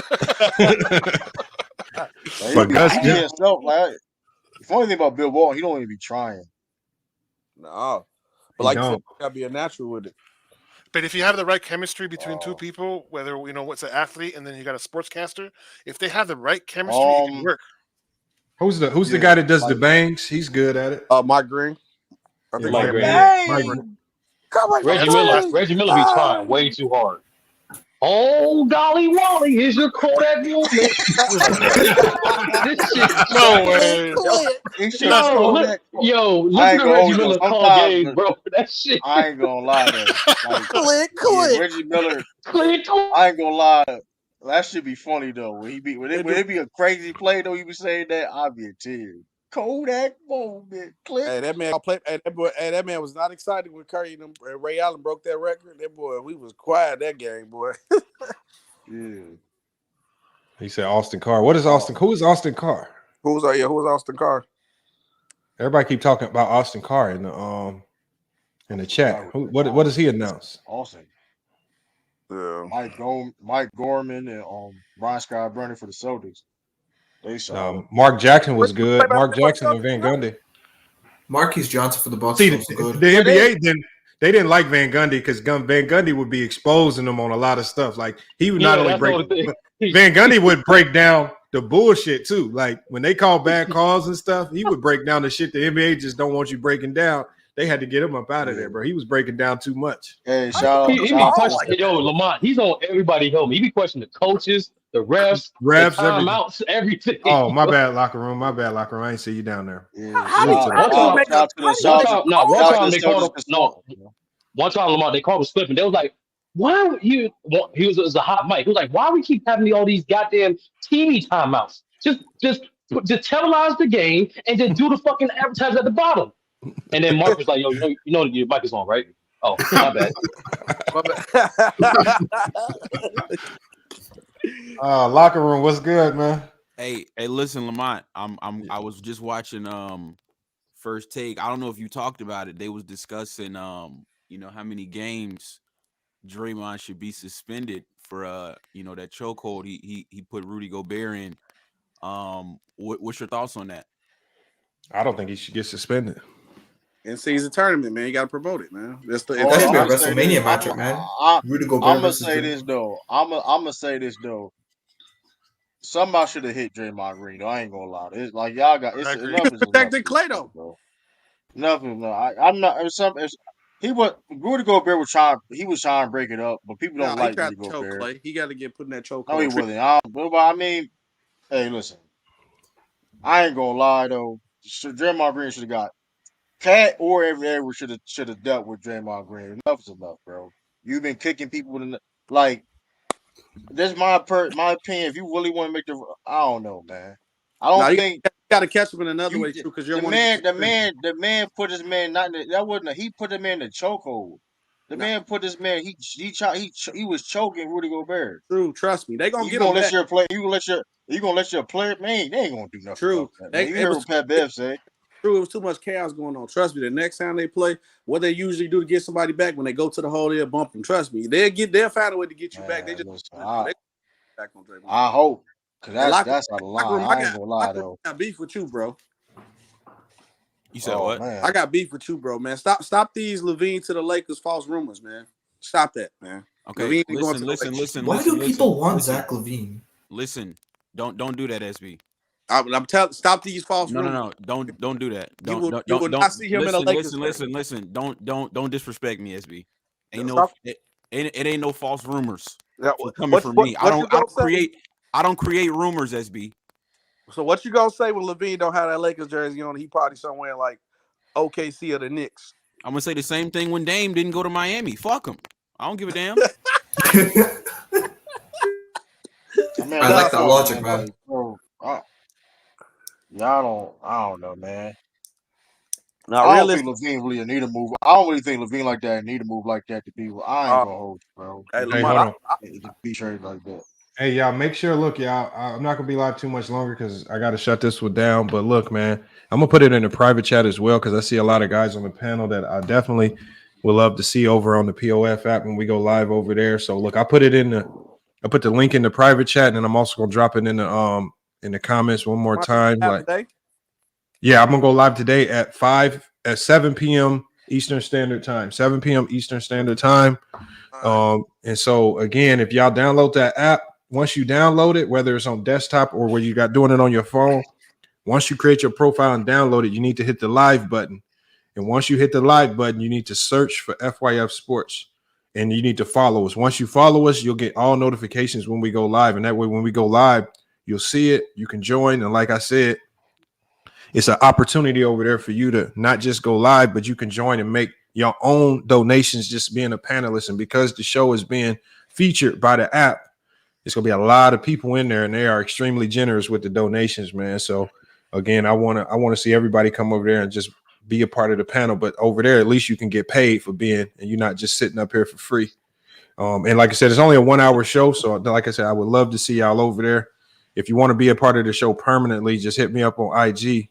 And we can get you on there permanently. Hopefully, we can get some of y'all own show over there, because I think YouTube is a dying platform. Unfortunately, I think it maybe has another 5 years. What do you think? What do you think is why would you say that?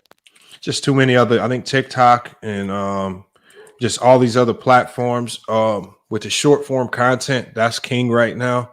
YouTube's just losing monetization revenue. Like every year it goes down. They're taking more of a percentage from the creators. So, those are indicators that they're losing revenue somewhere, and they're trying to get it back from the monetization through the content creators. So, taking it off. I just think the payout is different now on YouTube as well, right? I mean, they're desperate when they changed the monetization policies. That's how you know they were desperate. Yeah, that was a desperate move to drop the monetization qualifications. Now everybody can get monetized, so they just trying to make money off everybody. They trying to get everybody. But if you remember, Lamont, that's how it used to be back in the day. Like it used to be, it wasn't no qualifications, and then everybody came on and they started eating, and then that's when they had to. But remember, the money was better too. Like the people were making real money, but then it's like now to make money on YouTube, you literally gotta be. I mean, to make have a really good living, you can have a good living from about 50K on up, but your 50K has to be solid. Like in sports content, it's hard because sports content, you got people that's all over the place, fans of teams, fans of players. Like they might be here and there. Like you even look at ESPN. ESPN got 8 million followers. They got some videos where they only do 10,000, 20,000 because it's just like sports fans is all over the place with what they watch. But here's what I'll say though: the short form content, it goes viral like quicker and faster. It gets, but it does nothing. But it doesn't make any money. It doesn't make no money, and it does. And the subscribers that you get from the short form content, for whatever reason, in the algorithm, those subscribers don't come over to your lives. Like they put them the people that follow you through shorts, they don't come over to the lives for whatever reason. But not TikTok changed theirs though a little bit up too, because now with man's going live, I can get memberships on like people become members of my TikTok. I got that live, and I got like TikTok like studio things, so I can go live like my computer from TikTok now. I just got monetized on Facebook and IG, so I think I might do a lot more over there. You just get monetized on multiple apps. That's the best thing to do. Yeah, I'll be on Reddit, Lamont, and I'm in this one group. It's called Partnered YouTube, and they be on there they just be on there talking, different stuff about YouTube or whatever. And yeah, they was saying like the like if you post shorts on YouTube, there's like it will basically almost like destroy your channel if what you do is like long form. If you try to mix long form with the shorts, it's like almost counterproductive because you're gonna get people from the shorts that aren't really gonna be interested in the long form, and then when you do post long form, it's gonna throw the algorithm off because it's gonna be like, well, you got all these people, but they're not watching. So I have a short that I probably gained.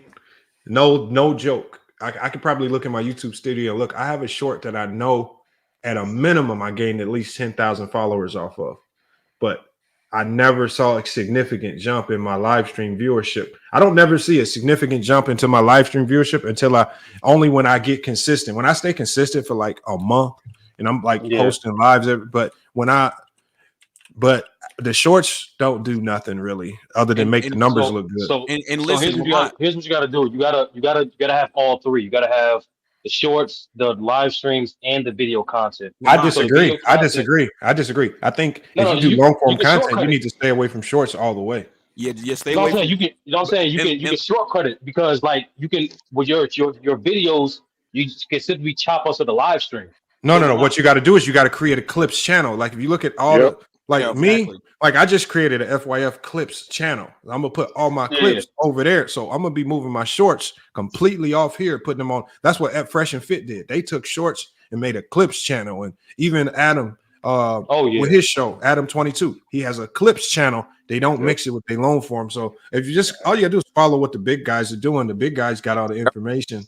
But Locker Room is right. You can't mix the two because two completely different algorithms. And I figured that out even before I got monetized. This was last year, Lamont. I was still at 1,000 subs, and I was posting shorts on YouTube, and I was realizing that I would get, a lot of my shorts was flatlining.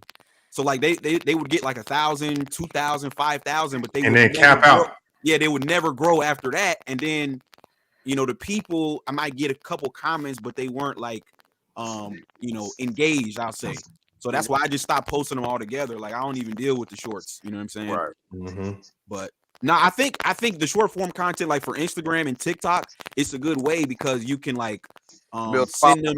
Yeah, you can send them. You can send them to YouTube. You know what I'm saying? Yeah. But yeah, man, it's an interesting conversation though.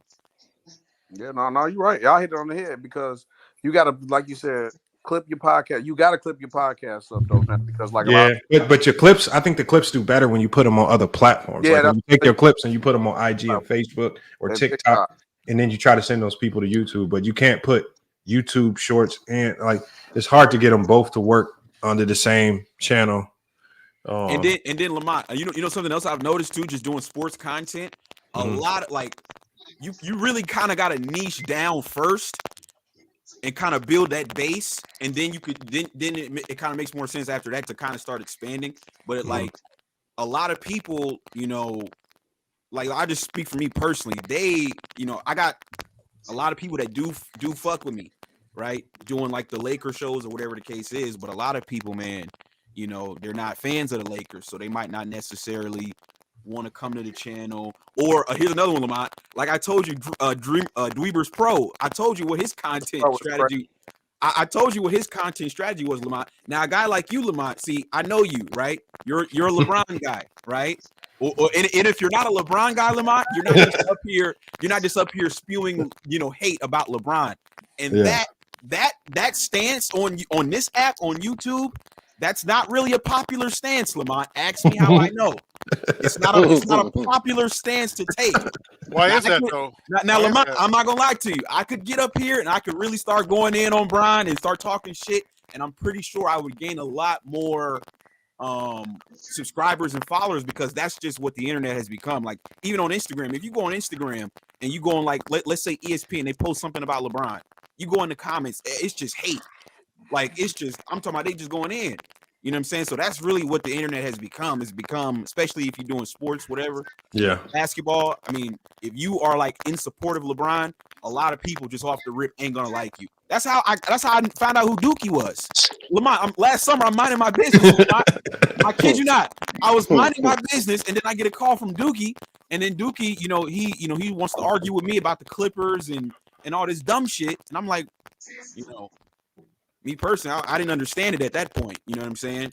And I still don't. All right. Well, I guess I'm gonna start my Luka. The Lamont in locker room. Do y'all think that LeBron, like those guys that build their channel for LeBron hate, how long do y'all think they're gonna last after LeBron retires?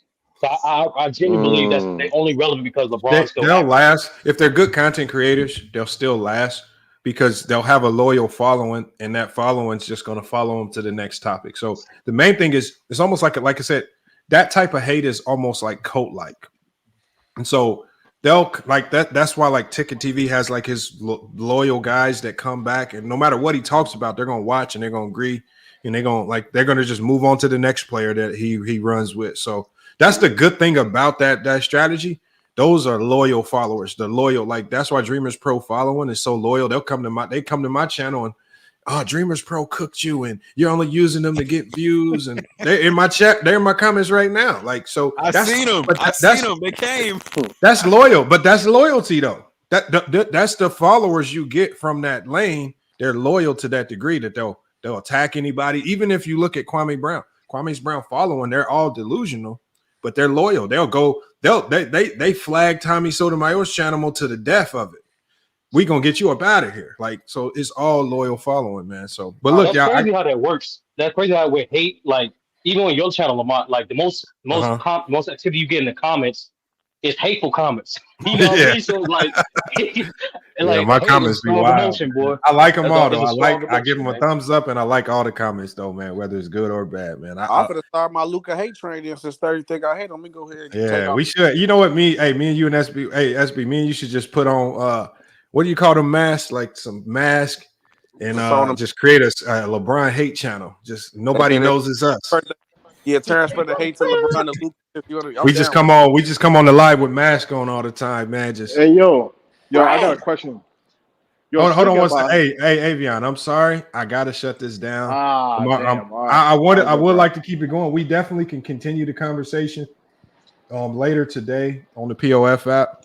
I'm definitely gonna be live. So, man, I just implore you guys just to give it a try. If you don't like it, look, just delete the profile, delete the app. But look, again, it's a great opportunity for y'all to pull up, have the same conversations, and you can make a little bit of money while you're on the panel cooking on these topics. And it's in front of a new audience. So if you got a YouTube platform or anything, you can go over there and promote it, and you can bring some new viewership to your channel if they like your take. So again, download the app. It's called the Plenty of Fish app.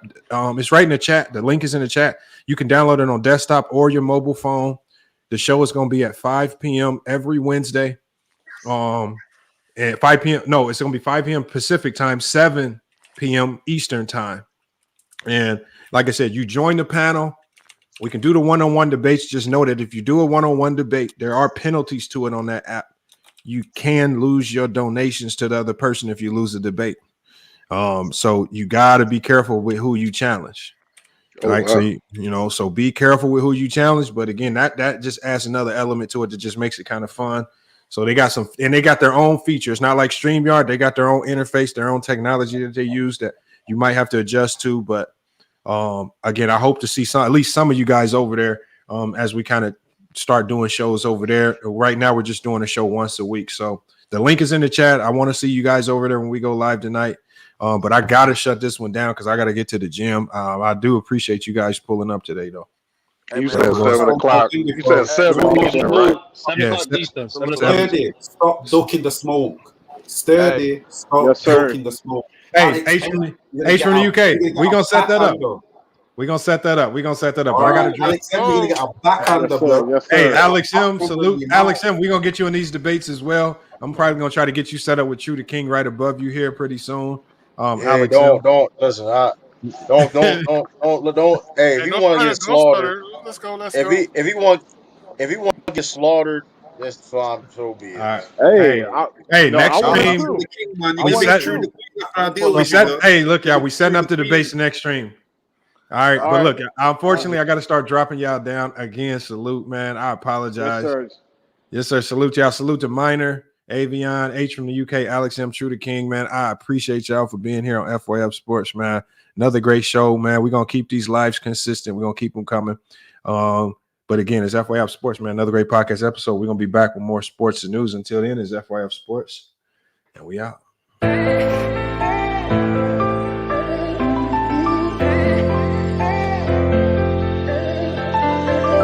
Yeah, we done came from the bottom, mad that we up, but I don't hear him talking. Started with knowledge inside of my noggin. We took a dream and then we started blogging. Put my city on the map now. I'ma say how it is and I don't back down. On the road to 100K, we finna act out. We gon' show them that we not just in the background. We the main event, we the main show. We the one that people always gonna pay for. FYF, we the best, no debate though. Number one sports channel, every angle. I'ma show them all how we ride. Best sports talk show, we not like them guys. We playing it safe while they feather the lines. We pushing the narrative all of the time. Like who to go in the game is not MJ. Kobe Bryant top 10, not what we say. I keep my life, you want is very overrated. Keep it real, if it ain't fact, we don't say it. Now it's stable, we won't be ignored. Missing the lake, I'm missing the draws again, a hell of pain. I got a lot to deal with in my mind, it's kinda slipping away. What's on the line, I made up my mind, some shit, I'll just taste it great. Whatever it is, whatever it was, it's never gonna be the same. How do I explain what's been going on with me? You say that I changed, but you didn't know the old me. I think that I saved you, tell me who gon' save me. I'm way too fucked up in this club, I'm ashamed, baby. You say that I changed, but you ain't really know me. When I'm around my dogs, girl, they just can't control me. Trying to spend my time right, using every second of it. Trying to spend my time right, using every second of it. Before it's too late, girl, before it's too late. Can I speak my mind right, girl, before it's too late. I've been moving backwards, rolling up the backwards. Out of being dash. Do you have my back, girl, before it's too late? Can I say my piece, girl? Girl, know what you mean to me. You just keep it real with me. I've been moving backwards, rolling up the backwards. Every time I'm backstep, missing the liquor, I'm missing the drugs, again, a hell of pain. I got a lot to deal with in my mind, it's kinda slipping away. What's on the line? I made up my mind, some shit I'll just taste it great. Whatever it is, whatever it was, it's never gonna be the same. Floating again and I'm running the map. They say the best defense is just to attack. Hopping through too much, it's hard to attach. All this bone on is being hard to relax. Gotta get up, gotta get it again. They ain't get the message, we spinning again. I feel my back, I'm just leaving it in. Get what they want, then they leaving again. I cannot act like this ain't nothing new. Been getting smarter with all I've been through. Nowadays, I'm more rewarding than truth. Tired of keeping energy just to lose. Let it all out when I step in the booth. We're there for some months, now it's time to recruit. Met the investments, it's time to recoup. It's time to recoup, but how do I explain what's been going on with me? You say that I changed, but you didn't know the old me. I think that I saved you. Tell me who gon' save me? I'm way too fucked up in this club. I'm ashamed, baby. You say that I changed, but you ain't really know me. When I'm around my dogs, girl, you just can't control me. Trying to spend my time right, using every second of it. Trying to spend my time right, using every second of it. Before it's too late, girl, before it's too late. Can I speak my mind right now before it's too late? I've been moving backwards, rolling up the backwards. Every time I'm backstep,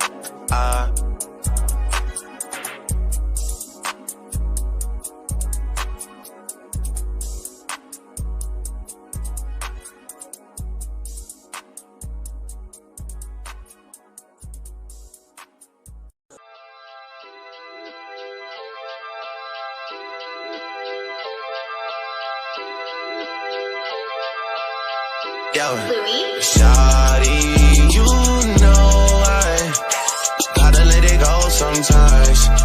Gotta clear my head sometimes. I gotta get away some shawty.